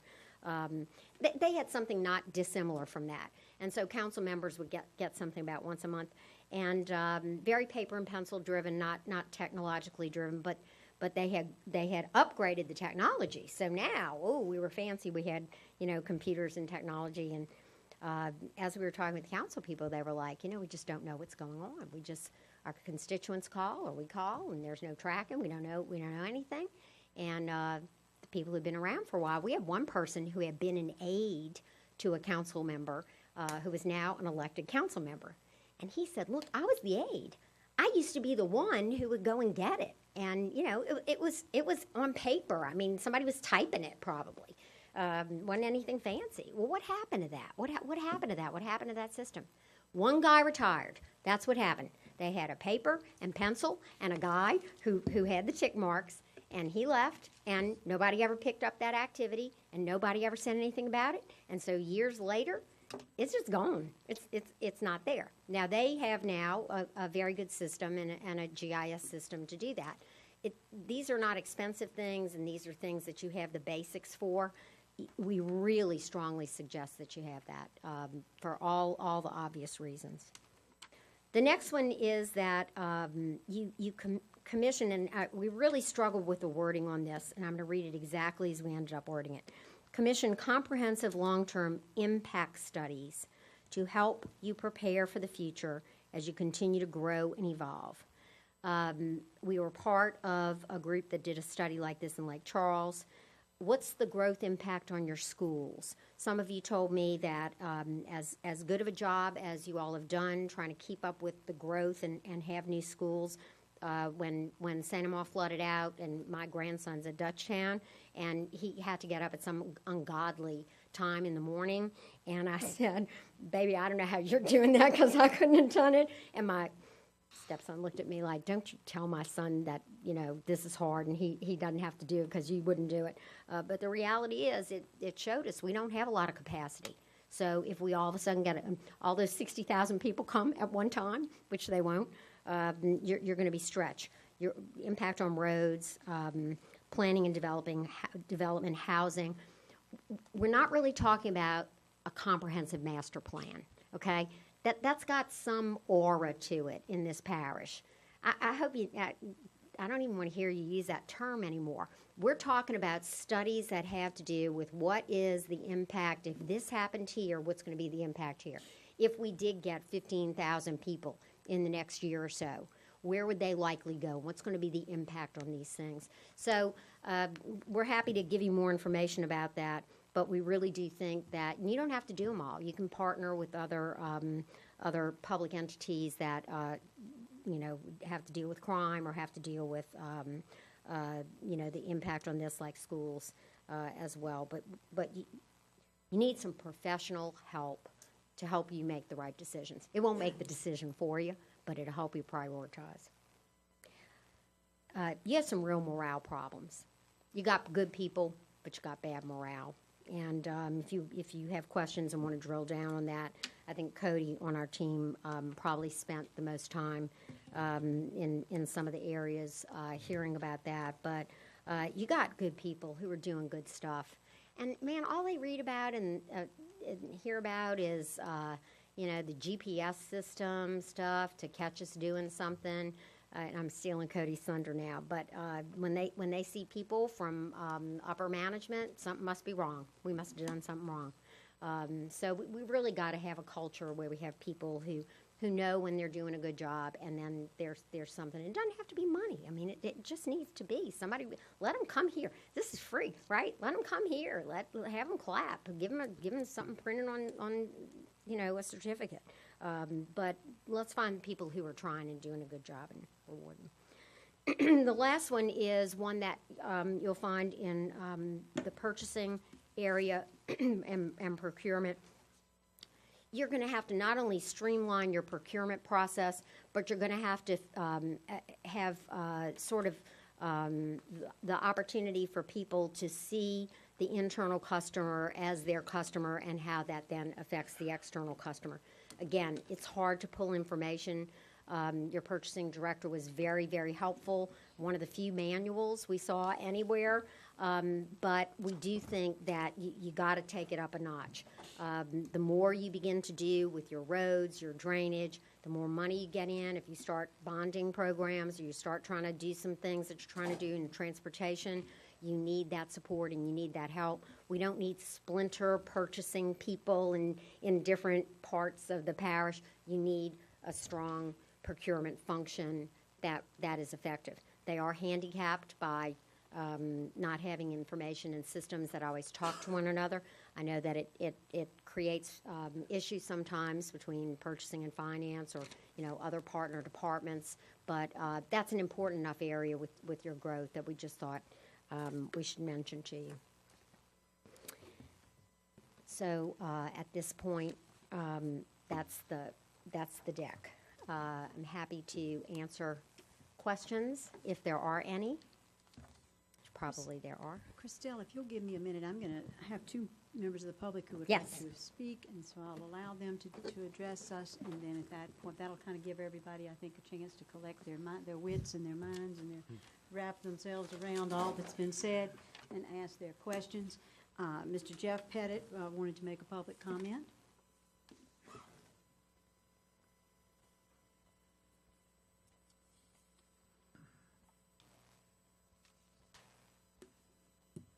Jeff Pettit, I live on Family Road.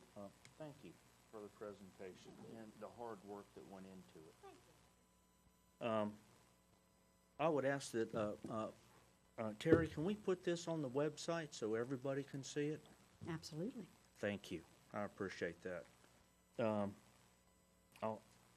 Is there any idea when the narrative is going to be ready, that detail to back up the presentation we heard tonight? Thank you. The next four I have are all specifically relating to it. Ms. Slaughter talked about roads was one of the great concerns in this parish. Well, y'all know my opinion on our road load. I've been talking about it for 2 years. The other thing is, which I've mentioned before, is the benefit load with the way our current structure is, or the way raises are handed out. I'm concerned about the benefit load for current and retired employees, and what the burden's going to be on taxpayers going forward. And I'm glad that that's being addressed, and thank you for that.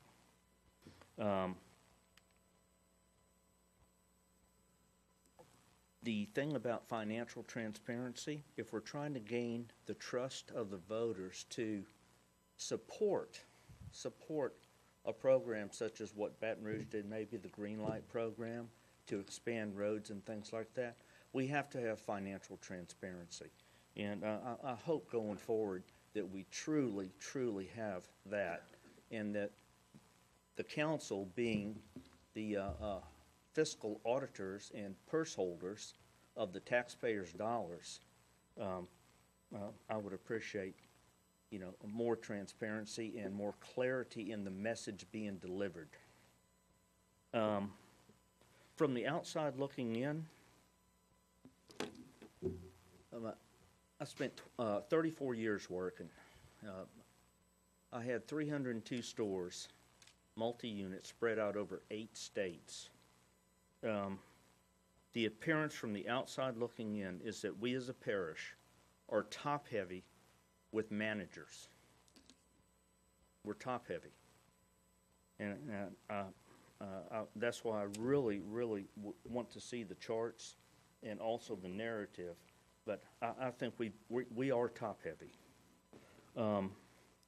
We talked about, Ms. Slaughter talked about trust, and I'm about to run out of time. Doggone it. Talking about trust. I'm sure you'll come again and finish up, Jeff. We're confident. Go ahead. Well, she just talked about trust. Won't vote for a proposition for roads or drainage or whatever without trust. The school system has that trust, and they get the turnout. Now, granted, they schedule the things on off election seasons, but whatever. We're getting a little off topic, but I don't know, but we're talking about trust, about doing a road proposal like the Ascension Move program, and maybe expanding it and do something bigger, and to address a wider area of the parish with all this growth that we have coming in the next 20 to 30 years. I don't see that trust, and that trust, lack of trust, predates this administration. It goes back into the previous administration. Y'all know this. okay, Jeff, I'm gonna have to ask you to wrap up. Thank you very much, and we're doing everything we can thank do you. to address that. I know you are, and I'm glad that everybody showed up tonight. That's a great thing. I appreciate Absolutely. that. Thank you so much. And Mr. Robert Burgess. Thank you, ma'am. I'm Robert Burgess, and I live on Cypress Way. I want to take a moment to commend the council and President Matassa for the vision and courage to bring in an extra set of eyes into the parish government, to look at the best organizational practices so that we ensure we have the right people in the right place doing the right things on behalf of the citizens of the parish. Business and industry is forced to do this every day. It's the only way we can survive. It's the only way we compete. Government's not known for that. Hence, you have courage and you have wisdom and vision to do it for us. I also commend the choice that you made to bring in Dr. Slaughter and SSA. They're a nationally recognized organizational improvement firm. And over the last 18 years, I've been privileged to work with Christelle and her team on a number of business, civic, and economic development projects, and they are absolutely the best in their field. So you've once again shown a lot of wisdom in that regard. You folks, all of you, work extremely hard, and obviously you sacrifice countless hours on behalf of us to ensure that our parish's government is ready to serve the needs of today's citizens as well as the businesses and the citizens that are moving in here all the time to join us. Toward that end, the implementation of those recommendations made by Dr. Slaughter in this study will serve you and the citizens extremely well. Thank you. Thank you, Mr. Burgess. All right, gentlemen, have you pulled together? I promise the next time I was starting on the other end.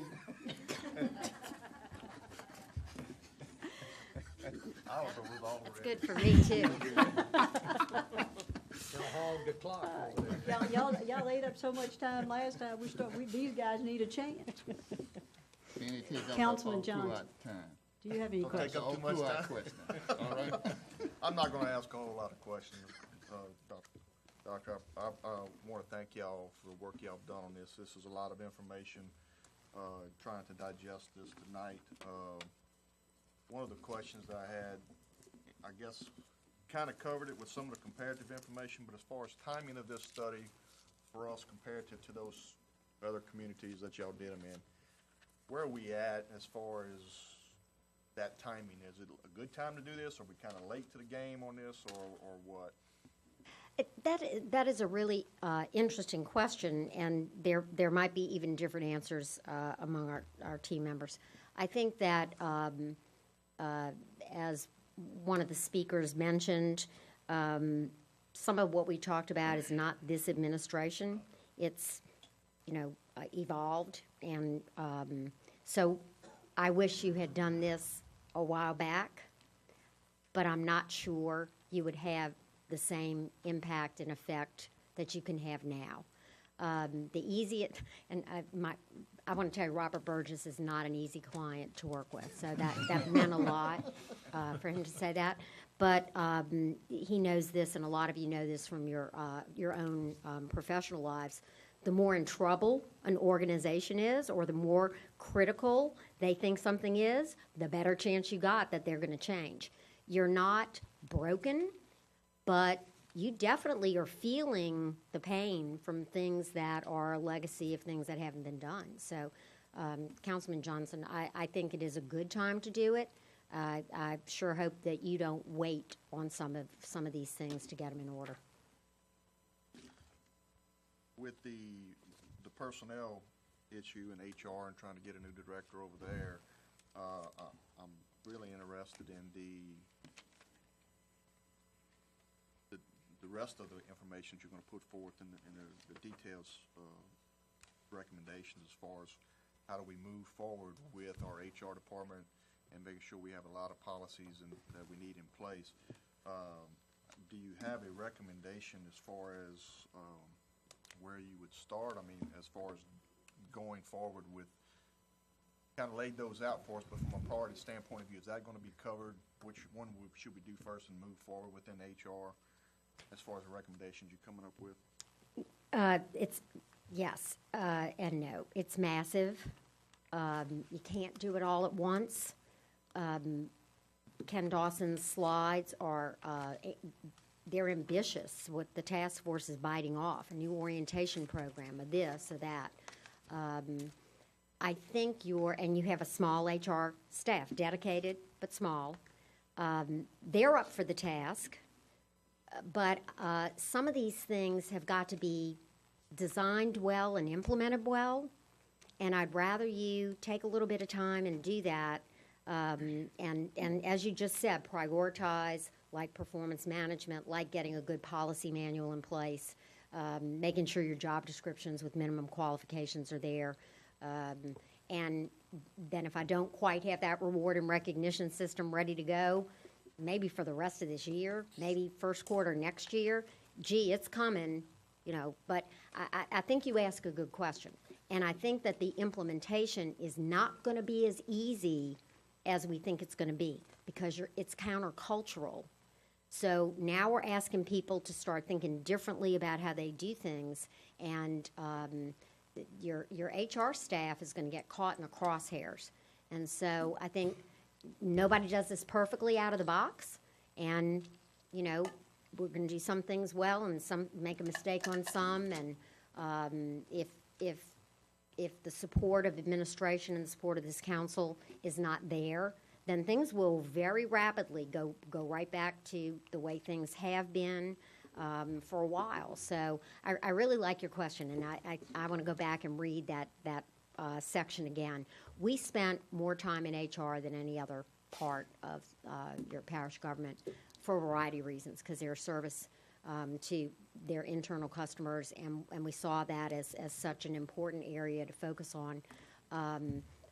But I will tell you that in the equivalent of maybe 3 full consulting days, we even did personnel folder audits. About 10% of your employees randomly sampled. We gave them to your HR staff. They pulled them. We went through. We looked for consistency, and there's a lot that can be done to make that better. Going in and looking in files is not it. So I think I hear what you're saying. We'll go back and look and make sure we have some clear priorities from our recommendations. And so you maybe need to be a little patient in some ways and create a sense of urgency for the things that need to happen and support them. Thank you for asking that. That's an important question.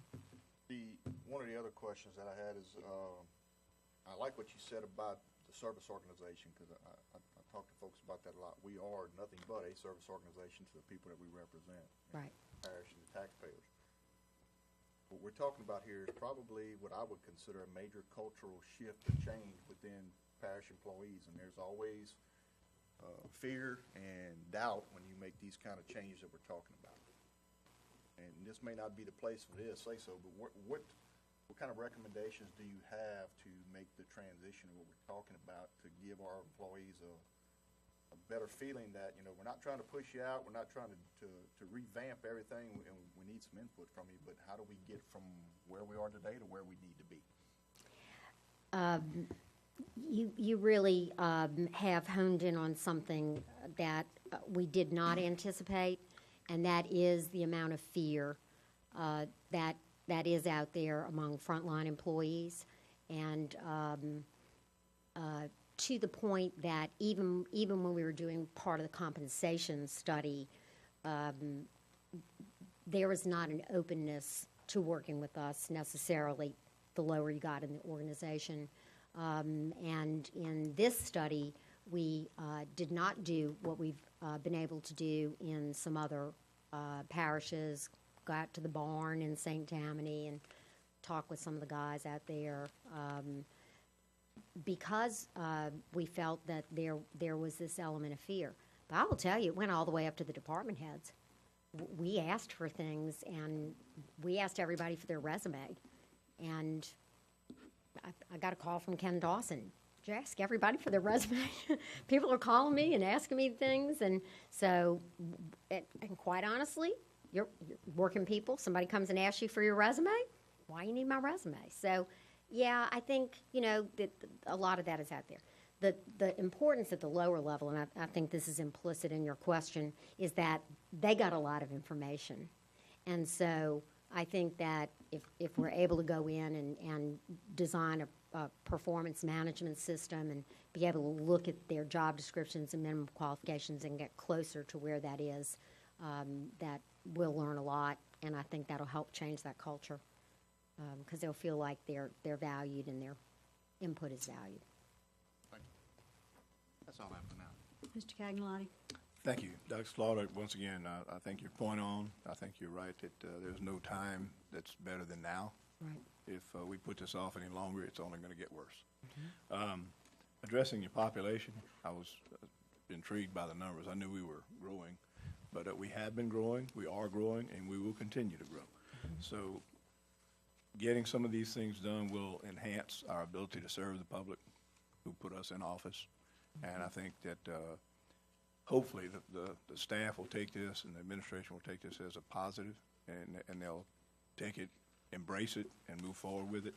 I think you're spot on with the recommendations. One thing I'm intrigued with was page 9. This was the study, the survey. I think you said you got this from the sheriff? Yes, through Magellan, which is a private company that Sure. does surveying. John Diaz was working with me on another project Yeah. with your congressman. Yeah. And I asked him if he knew of any surveys, and he said, well, I just happen to have one, but I need permission to share it with you, so. That's awesome. I think there again, it's pretty, you said 600 people participated. That's, 600 like you people. said, this That's is a very lot. thorough. It's very thorough. So the Very information is pretty It's doggone solid. accurate. Yeah, yeah. I'm looking at number 1, that's obvious. Number 2 sticks out because we've had numerous conversations in many meetings about how we need to move forward. And I think in a way it correlates to what you said on one of the additional recommendations about commissioning a comprehensive long-term impact study. But then again, do that study, and how will that help us do a comprehensive plan? And I think it has to be called master plan. Right. So I think, It if does we at the study end of the one day, area right. of it, recreation or traffic or public works, you're not taking in the whole picture. So thank you for your Right. hard work on this, and we hope to move the parish forward. That's all, Mr. Chairman. Thank you. Yeah, I've talked about the Sasol study. Yeah, I was heavily involved in the study in Lake Charles where we looked at the 5-parish area. It was funded by Sasol. They wanted to see what the impact was going to be when they built a $8-9 billion facility down there. And the idea behind the impact study is it's a subtle difference, but it's a real difference from a master plan.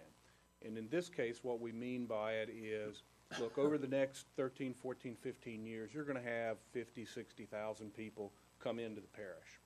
The impact study says, okay, if we don't do anything, if we keep doing what we're doing, maybe doing a good job, maybe, better than we're doing now, implement some of these things, you can look at it and say, where are these people going to end up? Because they're going to go, they're going to go where there are services, where there's houses being built. They're going to go where there's shopping. They're going to go where there's roads. But if you don't do anything, where are they going to end up? There's probably going to be more chemical plants built either in this parish or adjacent to this parish. A lot of those people are going to live here. So you can get an idea of the income distribution of those 50,000 people coming in. You can get an idea of the demographic mix. You can get an idea of the number of children that are going to be in there and what ages and how they're going to come in. What kind of housing are they going to be able to afford? How many houses? Low density, high density, apartments, regular houses. What are they going to need in terms of services? What's the impact on the schools? What's the impact on the roads? So this gives you a baseline of information. Then you can start thinking about, do we want to do anything? Because the first option is to not do anything. You may say, hey, this is going to be okay. But then you may look at it and say, this is a disaster in the making, or it's some areas are going to be heavily impacted and other areas are not in the parish, and we need to do something about it. Then you can come in very smartly with looking at some master planning type approach where you can focus priorities on the areas that are going to have the worst impact on your quality of life. And that relates back to what we talked about with the vision for the parish. What do you want with the quality of life? What do you like about Ascension Parish? What do you want to keep? What do you want to still be here in 15 years after all these people come in? What are you going to do about it? So all these pieces start fitting together. Some need to be done urgently, and some a little longer down the road. I was going to murder that, so thank I make her nervous when I get up. you. No, you don't. No, you don't. I just had to stand right close to you. Madam Chairman, that's all for now. Thank you, Mr. Cagnolati. Councilman Lawler. Excellent presentation. Thank you. I enjoyed it thoroughly. If you would you, introduce your team? I would be happy to. Okay. Thank you for asking me that. My reticent partner who would not volunteer to speak last night when we were trying to assign roles is Dr. Will Williams. And Will was actually our client. He was president of Melamine.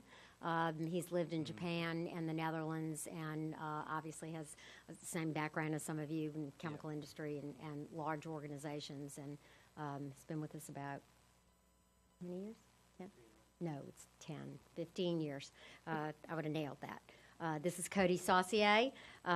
Cody has been with us for a couple of years now. He is a comp guru par extraordinaire, and he actually likes sitting in his office with the lights out looking at spreadsheets and doing analysis. And we're trying to not tell him that that's not normal. So, and Anita Byrne, one of my other partners. Anita's been with us for about 10 years. 11, there you go. Time flies when you're having fun. And she has a background in service excellence, the restaurant industry, had quite an important position with a national chain of restaurants, and is really an expert at change management and helping to analyze organizations and in a gentle but direct way, helping people to get where they're trying to go. So thank you. I appreciate you asking me to introduce Well, you. they've all done a great job. Thank you. All the interactions we've had with your team have been fantastic. That's nice to hear. I didn't hear a thing in this that I didn't agree with. I mean, there's very important changes that we have to make. Are we behind the times? Yeah, I think so. But there's no time like the present to move forward. Right. So let's maybe not jump into it with 2 feet, because that could be too much change at once. But I think a measured approach, getting this done, will be fantastic. The other part that I heard that I was excited about, I want to commend President Matassa. He said earlier, we're going to implement everything, and that's important. We're going to support you on that. I will support you on that personally. I don't know about the rest of the council. But when I heard that, I was excited, because these are the kind of changes to bring this parish forward that we really need. I'm excited. I mean, it's a great thing. So thank you, and thank you. Thank you. Once again, Christelle, thank you very much. Appreciate the whole team. Thank you. I'm kind of like him, you know, I like a good spreadsheet. Not as much as Bill Dawson, but I do like a good one. But I guess, you know, as you were going through, you was looking at this org chart, Yes. and you were somewhat alluding to numbers in different departments as you went in, and I'm so glad you used the term facilities. Uh-huh. So a lot of the public don't understand how much that parish government is responsible for, Right. including this building, the building the DA's in, the building that the assessor's in, the building that the sheriff's in. You know, it's just, there's a lot of money in facilities, and we've got an issue coming forward for the courthouse, $28 million or so. Mm-hmm. You know, give Yeah. or take a nickel, you know, and that's a large, trying to get estimated budget on that. So that's the services that you were talking about with the other department, the intergovernmental departments that we work with and things like that. And yes, and there's been some there's been stress for a lot of years, and you know, for the parish president and administration to actually serve these other people, peers to be exact, Right. you know, and you know, and get that done. But within the facilities, and you had it broken down like the jail, Lamar Dixon. You were alluding to amount of employees in different places, and I don't remember you recounting those numbers. Did Yes. you not have them, or they're blurry, too blurry to talk about, or what? I did. You have about 11 employees in the jail. Now, they're, you know, running aspects of the jail. They're not providing the public safety portion of that, obviously. Yeah. 21 at Lamar Dixon. This is from your budget. Yeah, It's from the budget, right? Yeah.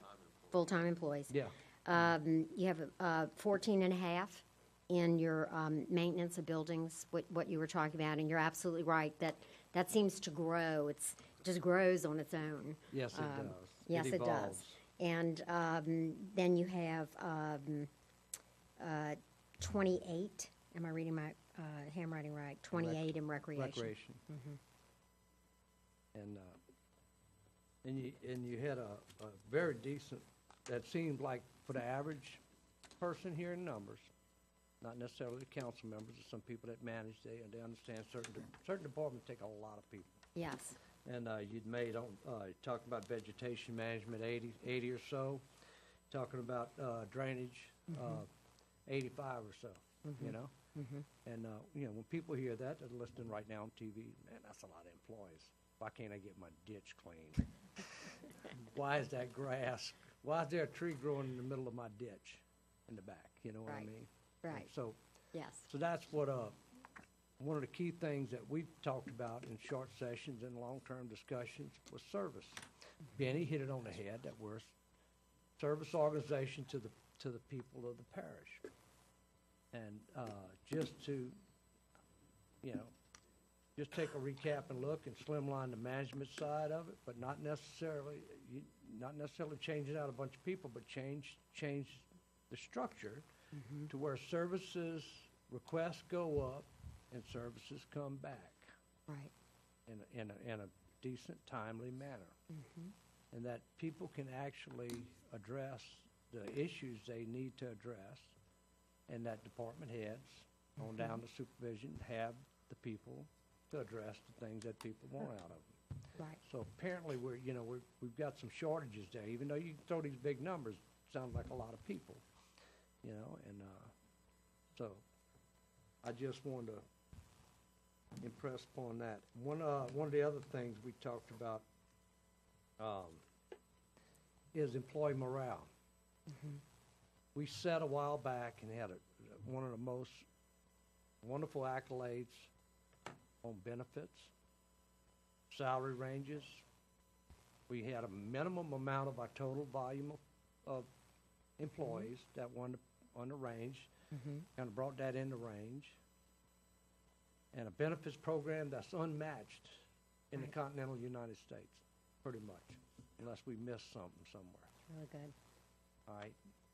So, other than the employees' perception of how they're being treated, it's a pretty good job. And I think the main thing that we talked about a lot of times, and basically some here tonight, is middle management and supervision training. Yeah. We got it, and then our employees, that training is gonna help our employees, because we gotta let our employees know what our expectations are. If they don't know what their expectations are, they're never gonna deliver not 2 days in a row anyway. Right. And we talked about consistency. Good management's consistency. If you're consistent, you can see what you're doing wrong because you do it every day. Somebody's easily pointed out. If you're inconsistent, you look like gold one day and you look like charcoal the next day. All right? Well So said. we need to get that training, and I think we have a very good, strong commitment from the administration and the staff for implementing some type of training for our supervision. We do it in industry. There's several others up here that are in industry. We take a good guy, one of the best workers, and make a bad supervisor out of him because we put him in a position of responsibility and authority, and we don't train him. Right. We figure he was real good, so he ought to be able to handle it. you Right. know. And I think we failed that, and that reflects down on the bottom line on the services. Somehow the services are not getting done. Right. And they're not being done in a timely manner. You have, within there, you got the number of dollars spent per resident. We have a good chunk. That's a good dollar value. All right, per resident. So if we're spending that, we should be delivering services. And, you know, we've just come through the worst storm in history. So, you know, working out of that, we need to really step into this and implement it. Right. And I'll tell you this, you talked about it earlier, no matter what you implement, you've got a strong cultural change. You've got long-term employees in dedicated positions. Very, very strong cultural change. We probably have employees that have been hired that have not moved up or anything in 5 to 10 years.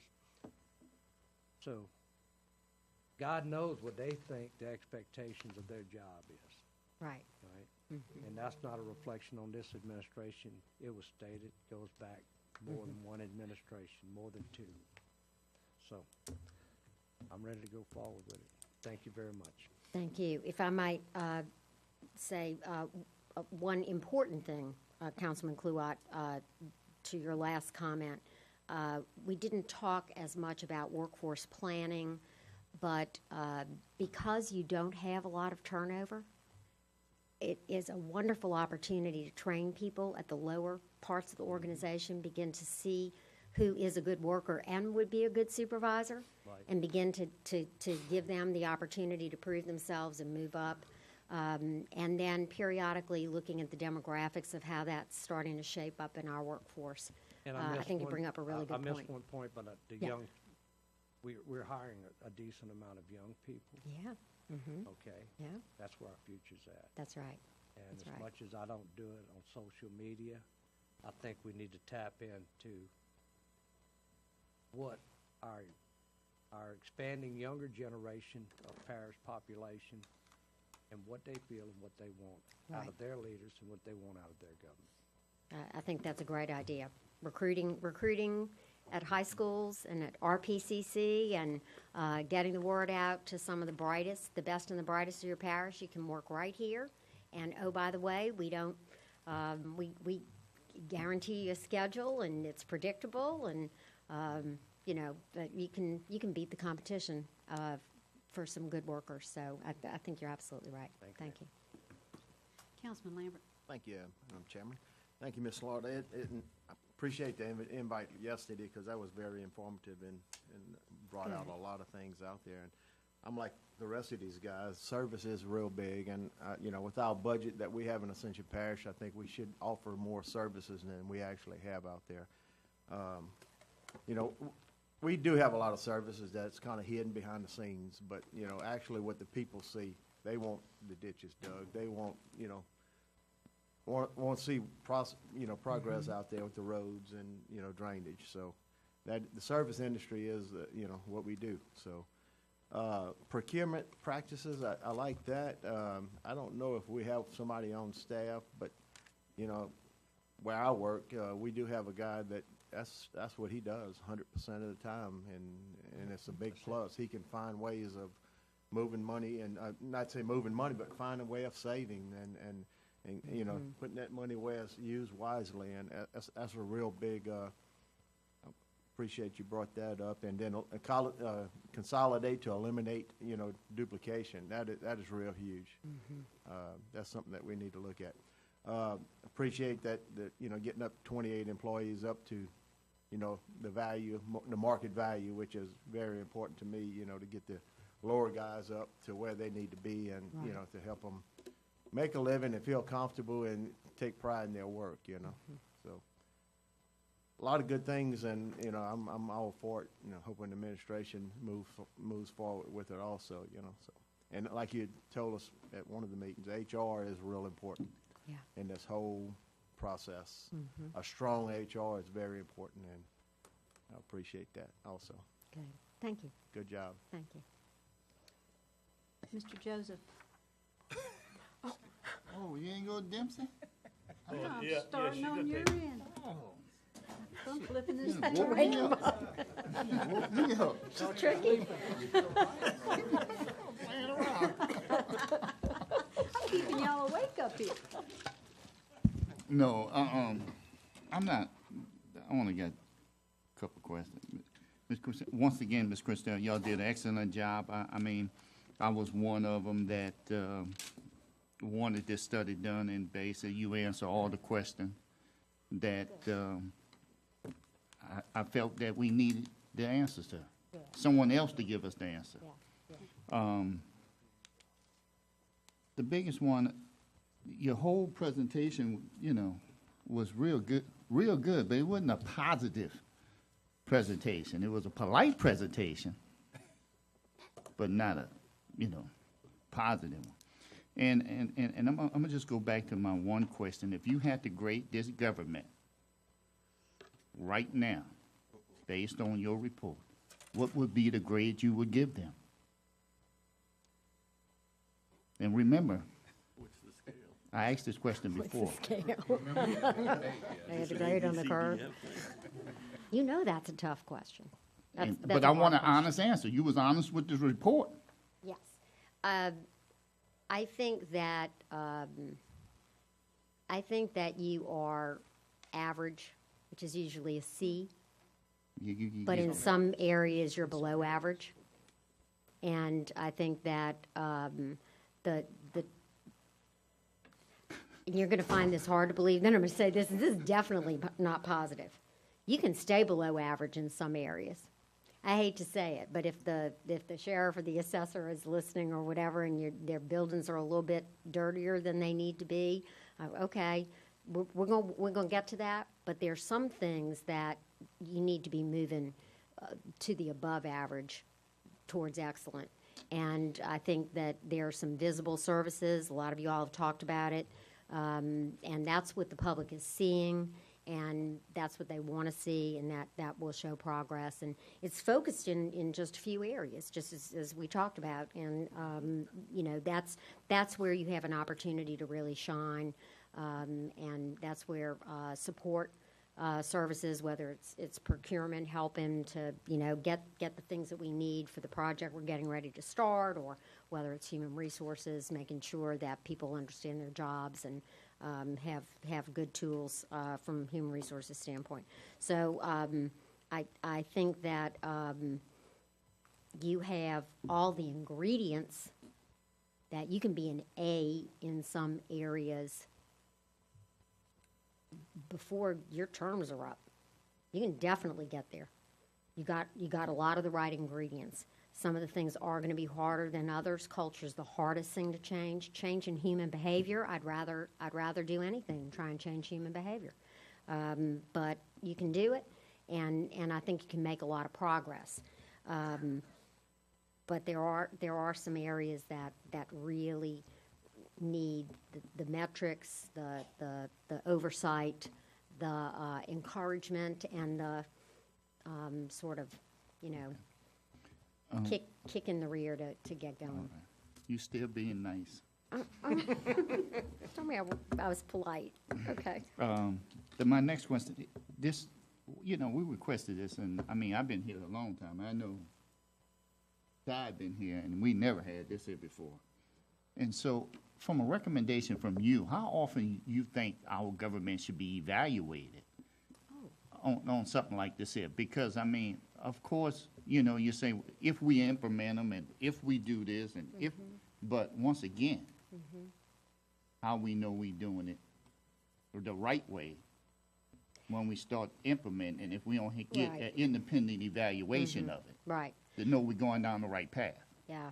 I would say if you're able to get prioritization, here's where our priorities are, and you all have some way of having, the opportunity to say, we agree, here's some of the areas we want to work on. That is a spot check. I'm going to use the word audit. That sounds very, stiff and looking over somebody's shoulder from the outside. But I do think that you need to know that things are progressing. I think your people internally need to come to you and report on that, but I do think periodically looking from the outside helps. But I don't think you need a comprehensive study like this all the time, but I think that spot checks in some areas, and then to figure out, can you get it to that next level, that's an annual kind of thing. When Will talks about that Sasol study that we participated in Lake Charles, look, I got to tell you what, I gave you a bad grade, right, a little bit, kind of. I was polite, but a little bit. But you got to consider what you're dealing with. When you look at that growth curve, like you said, it's staggering. You can't imagine what they're dealing with in Lake Charles. It's like something that no government has to deal with hardly ever. It's phenomenal and scary. And we interviewed people who said, we want Calcasieu Parish to stay just like it is. We have Well, that. good luck with that. So again, I think, are we able to grow and so do some, impact sort of looking at things and put it together a little at a time and check on it periodically.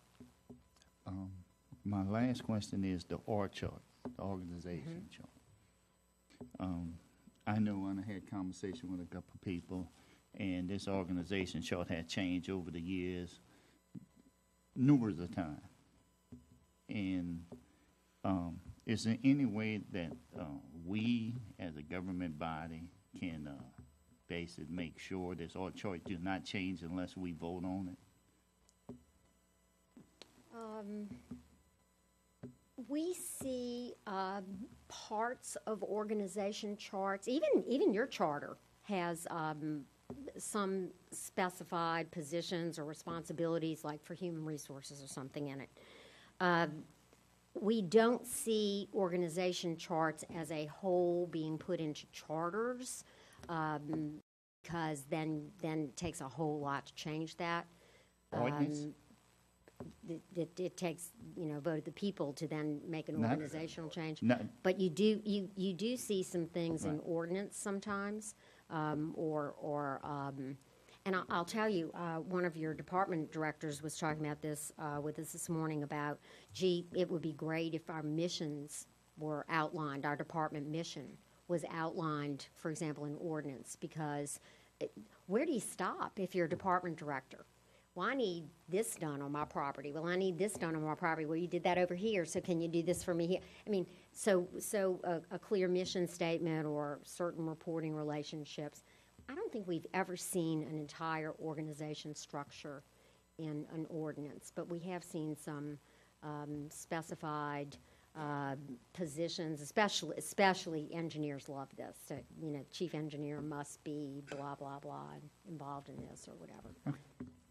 Once again, thank you for the report. Can I just say, I give you an A if you would have people come and talk about this periodically and how's it working, because, it is Once again, you're trying based to on sneak one of some them polite grades in there. assumptions. No, I'm trying to say that you need to, people come stand here at the Thank you for microphone the and tell you the report, Ms. truth. They Christie. work for you. They need to do that. So ask the question. Councilman Dawson. Thank you, Christelle, and I wanted to also thank Will and everybody, Cody and Anita. All of them were great to work with during the process. Good. I want to thank Robert because we used St. Elizabeth a few times during the process, and a great facility for us. And I agree with most everybody else that everybody that's talked so far that I think you did a great job of finding the points of weakness here. And the good thing about this is that we have a lot of areas to improve. So, this was a very worthwhile study. We can show a tremendous amount of improvement. I also agree that the administration, I appreciate that they've committed to implementation here. And so, it sounds like everybody I've heard from on the council, they're committed to implementation, so we can go together and pull on this wagon at the same time. And, I think that it's going to be a positive for the employees. We understand about the change in culture, but, my experience is that the more direction that the employees have and the more stable their workplace is, then the better off they are too. Right. So I think all those things are going to be positive. I had imagine I had a few questions about schedule and. I thought you were just going to stop after the positive. Okay. So, I'm wondering about, one, there's going to be some costs associated with implementation. So we didn't talk about that. And, I guess with your experience, do you think that, the cost is going to be greater than the productivity improvements that we can obtain, or vice versa. If you weren't already going down the road on the technology improvements, the cost would be, astronomical in comparison. But I think that there are some things that are going to cost some money. It's not usual to be doing an efficiency study and recommend hiring a few people, but it's very limited, and it's specialized expertise that we think you need for our assumptions about where you want to go and things you want to accomplish.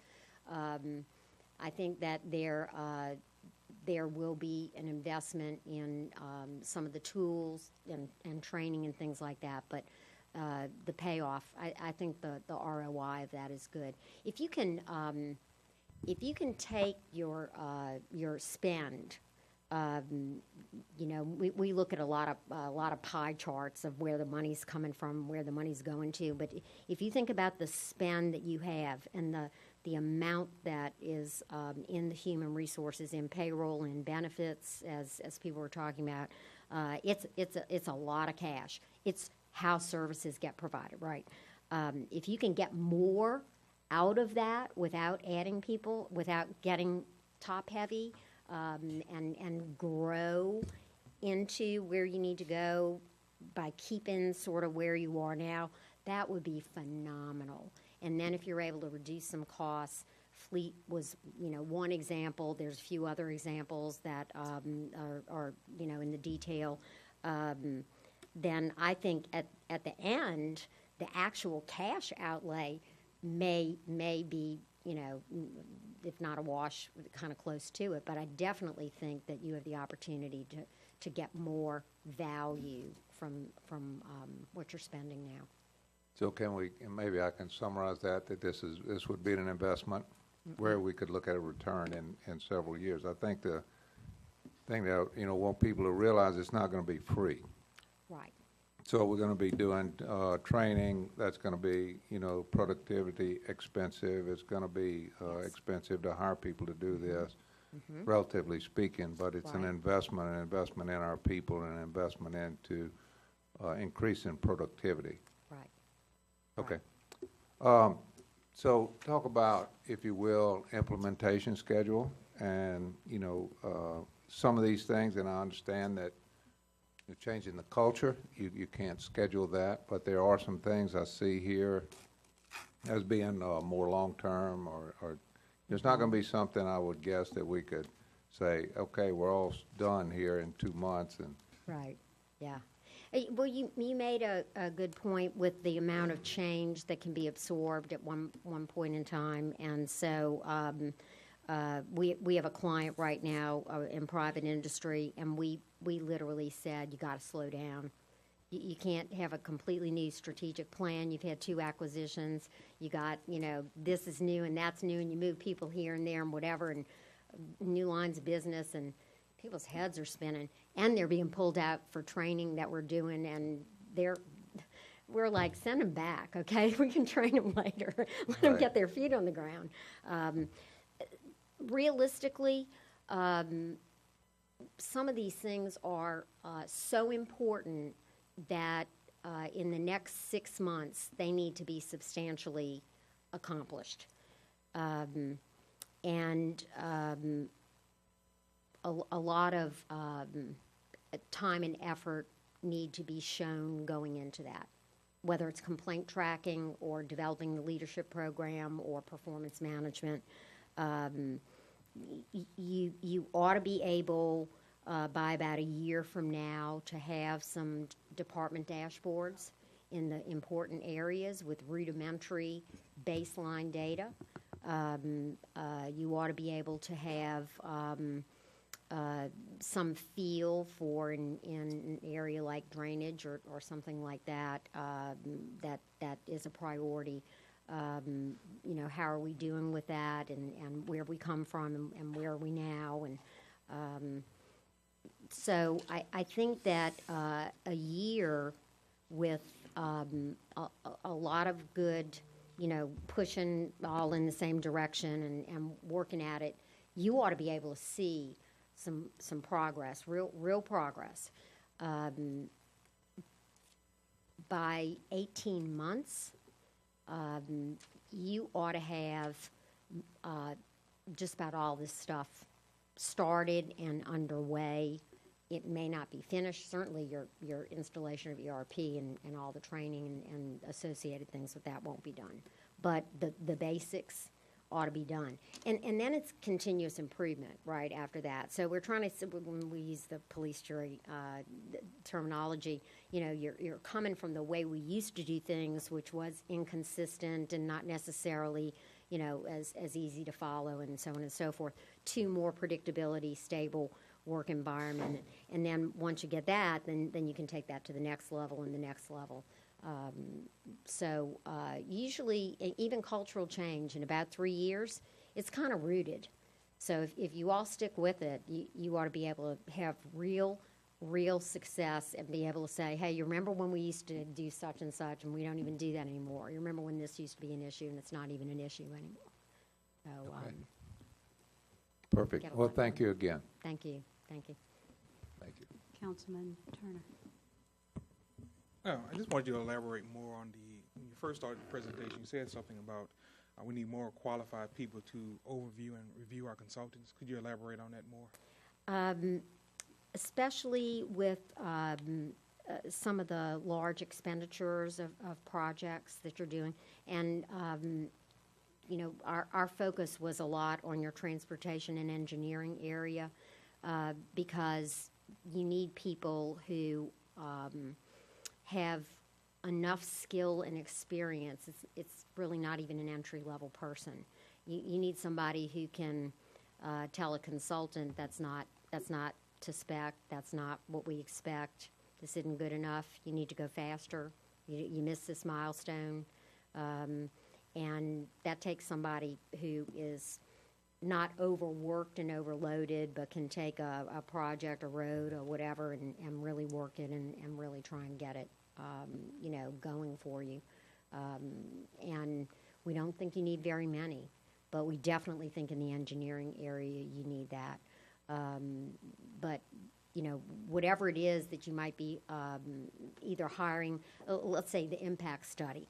So whether you would fund that yourself or get somebody to partner with you to fund it. So who are those consultants reporting to, and who's watching over them? I know who's watching over us, but we're lucky. We're at the top of the organization, so it's pretty easy. But when you start getting things done lower in the organization, to get what you deserve out of a contractor, you need somebody watching it. Your technology people need to be watching that ERP system. Your chief financial officer, your CAO, they've got to have the time to do that. So that's the kind of thing. And utilities, for example, if you were doing something in utilities and you brought in a consultant, and you need somebody kind of keeping those expectations high. So do we need to hire additional employees to do that, or do we need to have someone with multiple areas of discipline to oversee multiple areas to try to consolidate that? That's a good question. I think that rather than think of it as a consolidation, I think you need subject matter experts for whatever those things are. And when you don't have it, then you can use panels from the outside. You can use, an oversight group from the council. But I think it's more where there is a big price tag and a specialized expertise. That if I'm going to spend $1 million on a technology system, I want a few of the main users to have the authority to see what's going on and have input and be involved in that, and an IT director who knows what spec is. And if I don't have that, then I either have to go find that, which I wouldn't generally do for a one-time type of thing, but maybe there's expertise out there. We do work with private industry where consultants watch consultants, but I don't like that. I think that's you know, the owner, you know, you're the owner. You ought to have your person there doing that. So it's mainly in those technical areas. And I do think that it's a limited number of people that you would need to do that. And what would be your minimum recommendation for a minimum threshold for a project where you would need someone to oversee? Oh, that's a good question. I think when you're getting in a $250,000 and above range, that's something where you ought to know who is the contract liaison, or who's the PI, principal investigator, or to use academic terminology, or who is it that you could ask to come up here. Now, you ought to always be able to ask your CAO and your parish president, and they ought to be able to turn to whomever they need. But I would think that if you're spending $500,000 on a project, that's pretty significant. And you ought to know who's the person that we are turning to for that. And with the departments that we currently have, what heads do we have that are, I guess you could say, qualified to oversee these type of projects? Well, it really depends on what the project is, and if it is department specific, then I think you ought to be able to have the expertise. I mean, so if you think about it, your things ought to begin to start coming from the bottom up, not just the top down. So somebody says, "Oh, I'm the new human resources director, and gosh, we really need help with such and such." I'm going to go up to the person I report to, the CAO, and say, "Can we have a consultant who can come in and do X, Y, Z?" And that comes to you. If that's a big ticket item, then it ought to have somebody who understands what we're doing, which is probably that human resources director, because he or she is the one who came up with that idea. For smaller projects, you have project managers, you have a number of people who have a lot of skills where it's more generic. But where it is something that has to do with safety, compliance, needs to be in-spec, regulatory types of things, EPA, whatever. You need people who understand what they need that consultant or that vendor to do. Most vendors want to do a good job, but we follow a lot of people, even in what we do, which is not as specific, who haven't done a good job. And we see a lot of botched things. And I will tell you, our clients who expect a lot get a lot. And our clients who sign the contract and then call us when you're done, then we call them when we're done. And we hope we've done a quality job, but, it's just good fundamentals, and especially when you're dealing with the public's money.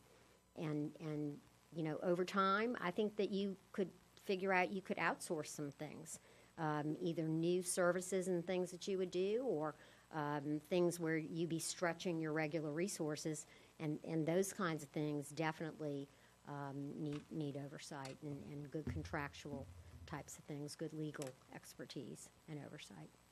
Does that help? Yes. But I don't want to go into time limit, but I do have one. I guess a follow-up question on a slight example. So when they were doing the Marvinborough pump station, did we have anybody that should we have hired somebody to oversee that build? Well, I would think you would have that expertise here. But again, I think it should be identified, and that's the kind of thing that you could get periodic updates on. And if I'm the internal person and I'm responsible for that, and I know I got to come here once a month with a project like that and make a report, then I'm kind of watching what's going on. And I know that this guy's going to say, this looks like it's going slow, or are we still on schedule? And those are the kinds of things that where you have transparency and accountability, this is a precursor to that. This is what gets people sort of ready for the task.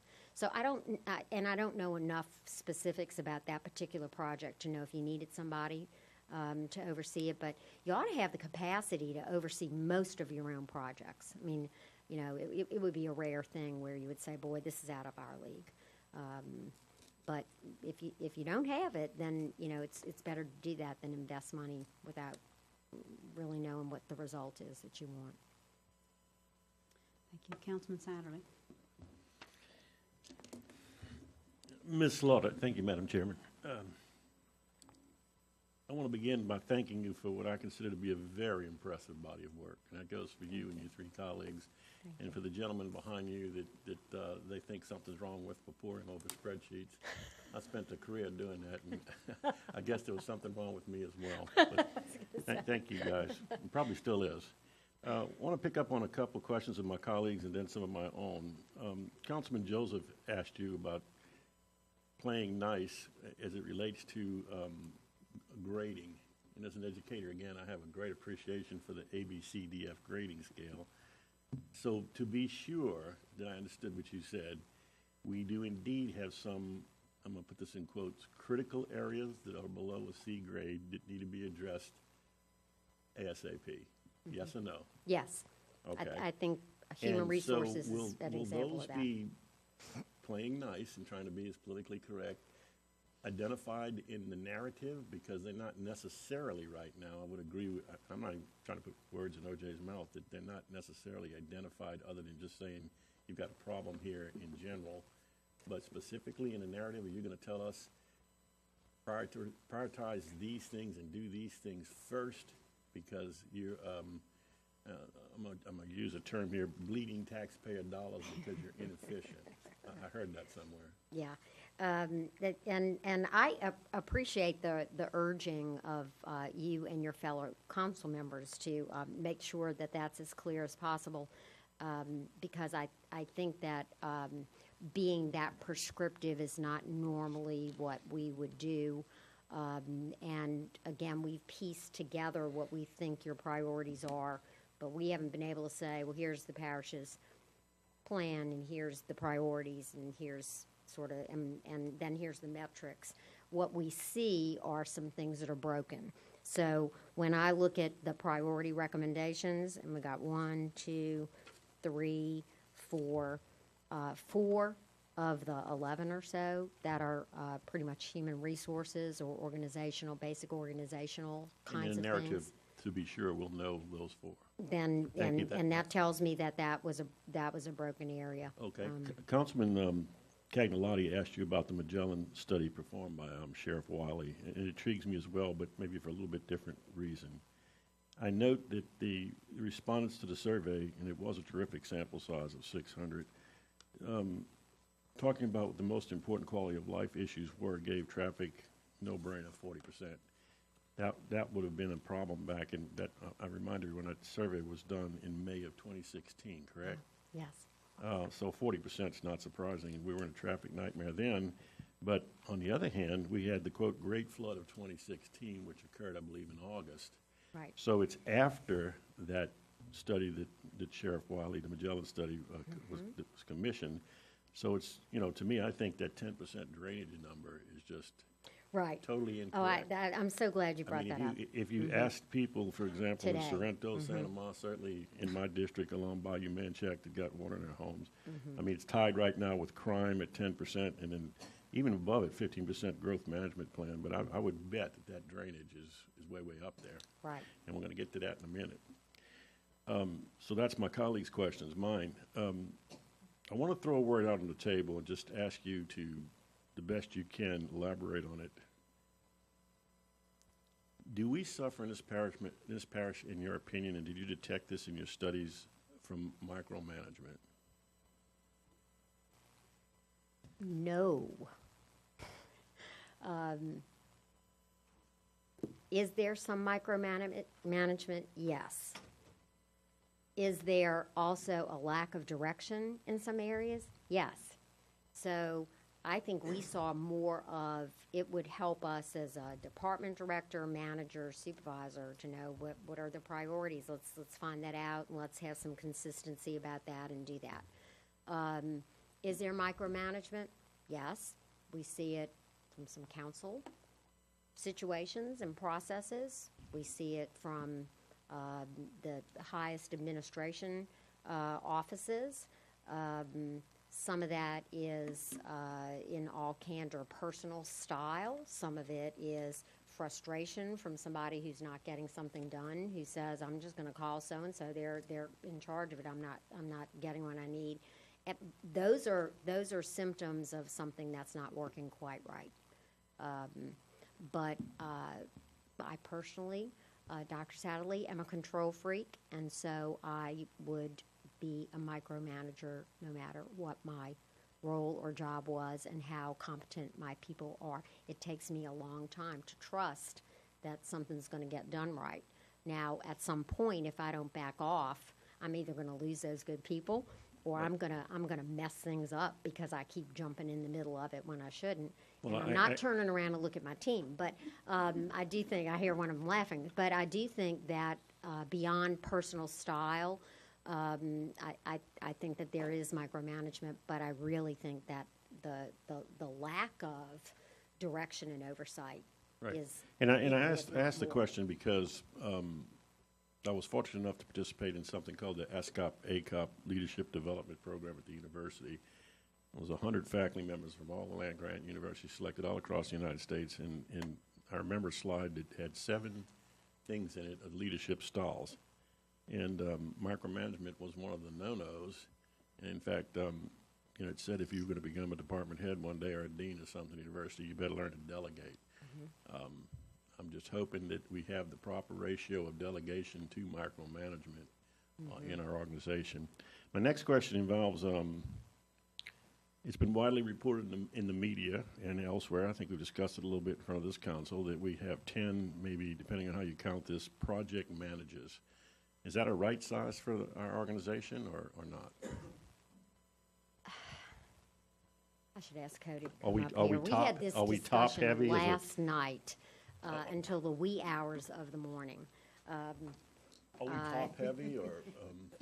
You had some job title issues. Go ahead. Yeah, you definitely have job title issues, and transparency issues is really the core issue of the problem. You have a lot of people with certain titles of project manager or special project manager, and it's really not clear sometimes what they do or who they report to or what their effectiveness is. Who is it not clear to? To the individual in the position? From an outside looking in. So when we come in and we're trying to evaluate, key processes and effectiveness, that's an area that sometimes confuses us. So better defined lines and better transparency of communication between not only those individuals, but the administration and across departments would go a long way to clearing that up. I hope I answered your question appropriately. Well, you kind of did, but. Assistant directors. So, Yeah. So touch on that. Some of them could be like assistant directors, some of them, and some of them have come about due to the way the system has been set up. In the past, the only way, whenever you wanted to hire somebody new, you had to use a job title that was currently in existence or come to y'all for approval for a job title. And sometimes if somebody needed to be hired quickly or in an emergency situation, that was a convenient job title to use for that position. And then that person would take on like an assistant director role in a certain department or something like that. Okay, thank you. At great risk, and I'll probably pay for this later. Would you stand up? And Christy, what's your title? There you go. Is that an assistant human resources director, or is that some other job title that would fit it better? You better believe it. And that is something that, we've been asked if we could continue on and help rationalize some of that job title. So it's, I know that has been talked about, and there's a legitimacy to transparency and, Well, with there's always the public responsibilities and morals, perception, but- which we have to, whether we like it or not, be mindful of, because, they look at the organization and say, well, you got all these chiefs, do you have any Indians? Right. And that's really the basis. That's right. Let's talk about, process maps, procedure manuals, or what I like to call standard operating procedures. You guys see a lot of that in the parish, or do we have a need to improve there? Or We saw an absolute dearth, a lack of did you say- you not said very dearth? many. Dearth. Very Dearth. little. Very few. And your recommendation is we should be, when we're not only training these people and we're hiring them, and they know what their job is, but they could go to a manual, a standard operating procedure, and say, here's how you do this. Right. So right now in your public works area, someone comes in and a person who's more senior sort of shows them the ropes and kind of shows them their job. And there's nothing wrong with that. That's good. But it sure would be nice to say, and here's the manual, or here's the SOP for that. That is one of the things that, boy, we sure wish you could have that right away, but give that a little time. Expect it in some areas faster than others, but you're exactly right. That's very important. I'm a big believer. I ran a good laboratory practice, GLP lab at the university, so SOPs were a requirement, or you wound up doing the experiment over again. Right. Under the topic of fleet management, in the idea of metrics, how many, what is the ratio of, and I understand the advantages and disadvantages of an individual having a car versus giving them some sort of stipend, and you didn't really fall on one side or the other of that argument and giving us a recommendation, but currently, how many cars or how many employees, what's the ratio between vehicles and employees? That's what we tried to figure out, and we thought it was 1 to 4, but it may be a little bit higher than that, because we don't know how many of the vehicles that we now have initial numbers for With the flood. are really not in service. Right. They don't But if exist it was anymore. before the flood, 1 to 4, would that be right size for our organization, or is that That's high? a lot. That's a lot. That's a lot because you have a lot of maintenance expense on those things. But I do think that, again, talking about evolution of things, I think that was nice when you were not, when your past parish president wasn't able to give somebody a raise. I could give you the use of a parish vehicle. And above a certain level, that makes a lot of sense. But nowadays that is an expensive proposition. That's a nice perk. So again, we think there's an opportunity for some savings there, and we think that you have some people who are going to. On your organizational chart, the box transportation / engineering, how many employees there? In your budget, it showed 5, but you've had some attrition since then. And you don't have a lot of turnover. You don't have a lot of attrition, but you did have attrition there. Engineers were moved in, moved out, and you're an engineer, and you want to be respected for what you do, and you want to know where you're reporting in and what your job's going to be, and so I think you lost some talent with that. And this relates to the question that Councilman Turner had about having the expertise on these big multi-million-dollar projects. Right. And while we're on that, would you say we should also have some in-house engineers? You said we probably should have some more for that, to oversee our engineering review agency, for example, in the Yes. planning and zoning area, to be sure that Yes. they're picking up our codes and everything correctly. Right. And we'll have detail and some justification in the detailed section, but if memory serves me correctly, we think you need 1 or 2 now.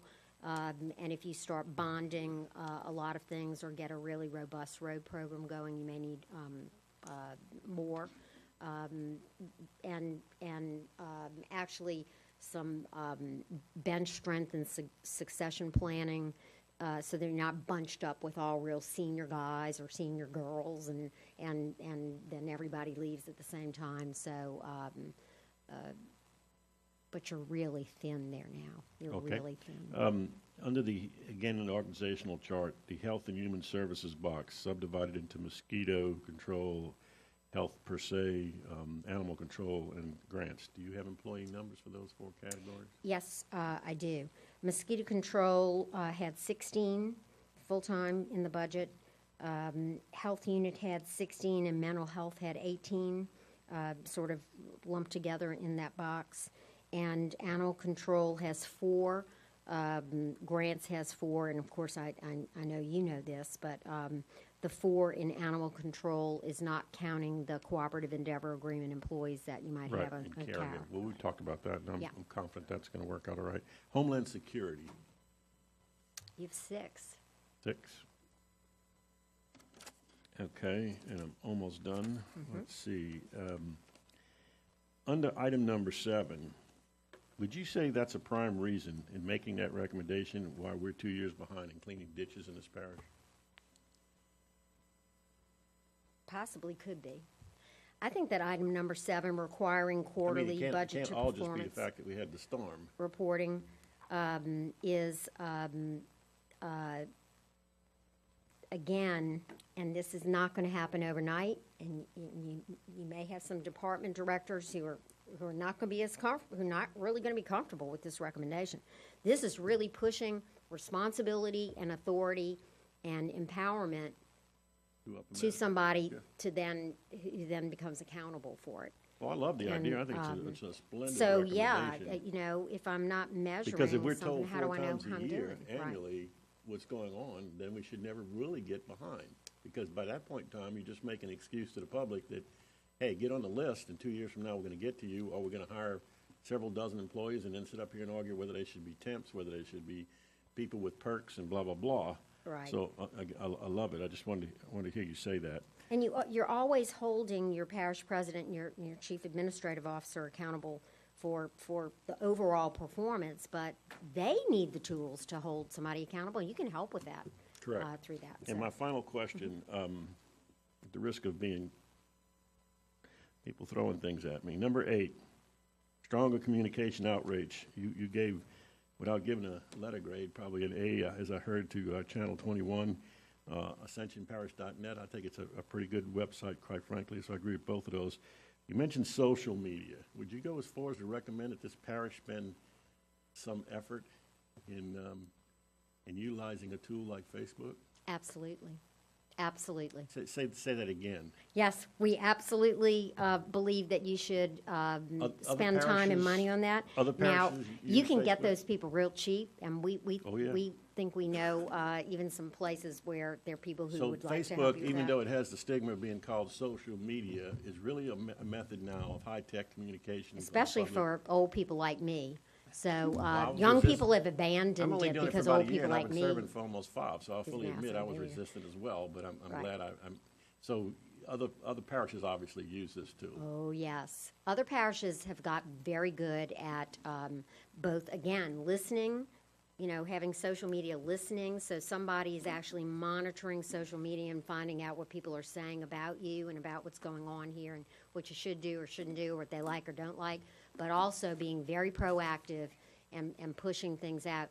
And you've got to use all media channels. I was in a branding meeting this morning at LSU, Doc Satterley, as a matter of fact, and they were talking about the continuous need for that and how much noise and communication is out there. And so to be able to break through it, you really need to be engaging all forms of media and all channels. Well, that's why and I use the multiple term things. stigma, because everybody calls it social media, but you don't have to use it for that. You can Right. use it just to communicate what's going on, and I like the idea of being proactive, and would probably be a great following. I mean, some people will look at this tape tonight. Right. Okay? But how many will? Out of a parish of 120,000, I'm gonna guess the number, if it gets to be 100, it's an unusual event. Because Right. watching our meetings has been likened to watching paint dry. But everybody is communicating on Facebook. And so we could get our message out, here's when the meetings are, here's what we're doing, here's where we're spending the money, here's where Right. we're changing this, and, we need these employees, please apply, and blah, blah, blah, blah. I mean, it could be a wonderful tool in my mind. That's right. And constituents today are visual learners. Yep. The days of reading a set of instructions, those are gone. Those of us who are over 60 and we know who we are better at that. Young people don't want to do that. They don't have the mind's eye. They haven't developed that as well. And so being able to use a video, a YouTube, posting a video on Facebook or whatever, here's how you do this, you want to do this, here's how you do it, is just a great idea. So, yes, sir. Thank you, and thank you, Madam Chairman. Thank you, Mr. Sadler. We've run long, so I don't want you to stand there much longer. I want to mention that we need to talk about the branding piece a little more at some point in the future. I'm concerned about the internal audit piece and compliance. I have been shocked in the time that I have spent in this seat that ordinances can be created here, and I'm not indicting this administration. This, I'm sure, has gone on, and I know it went on in the past and probably long past me. And then it's just ignored. Just doesn't happen. And so I want to figure out how we ensure compliance. That is important to me. But I want to finish up by telling you a little story, all of you. In 2004, there was a hospital on Highway 30 where it was called Riverview, and everybody went there to die. Yeah. In 2004, the Franciscan Missionaries of Our Lady took responsibility for that hospital. They purchased it. And by 2006, it had been named Hospital of the Year by a peer group. And in the subsequent years, it has received that honor now 5 times, again in 2017. I tell you that story because I want everybody who's listening to this to understand that it can happen, that culture can be changed, that efficiencies in operations can be improved. The only thing that stands between the desire to do it and doing it is work. It's going to take work. The administration has committed to this work. This council has committed to this work. And so having that level, and the entire group of folks who work in the Glass House and in other places across our parish, I believe in short order will commit to this work. One of the things that changed it for Riverview when it became St. Elizabeth was the culture. In fact, I think the most significant thing that changed it was the culture. And I happen to know the Queen of Culture, and I will be offering her to this administration to help them understand how they can change the culture of Ascension Parish. I'm just the princess of culture. Okay? I know how to do that too. And so I certainly offer myself for that purpose. We will do the work. Our citizens have depend on us to do it. They have paid for us to do it. And I believe that I heard tonight that each and every person on this dais is committed to it, as well as our administration. So I thank you from the bottom of my heart, you and your team, for making it possible for us to understand what we need to do. And with that, I will close. Madam Chair, may I ask for one moment of personal privilege? Yes. I've thanked all of you all for being so open and candid with us at various points in this body of work. I really want to thank the administration for their full support at any point when we needed it, and that was just a text, phone call, whatever, a minute away. But there are 2 people in this chamber who have done an unbelievable amount of work and a yeoman's task without a leader right now. And I'd like Wanda and Christy to stand, and our anybody from Human Resources. I'm looking around. Did I miss somebody? And I want you to thank them because we have a lot of recommendations in that area. It is certainly not because we have people who are deficient or don't know what to do. They've got to be authorized, and they've got to be able to do things. So we couldn't have done this without them. So thank you very much. Thank you. You're welcome. Thank you all. Thank you. Gentlemen, the chair will entertain a motion to adjourn. I have a motion and a second to adjourn. Thank you and good night.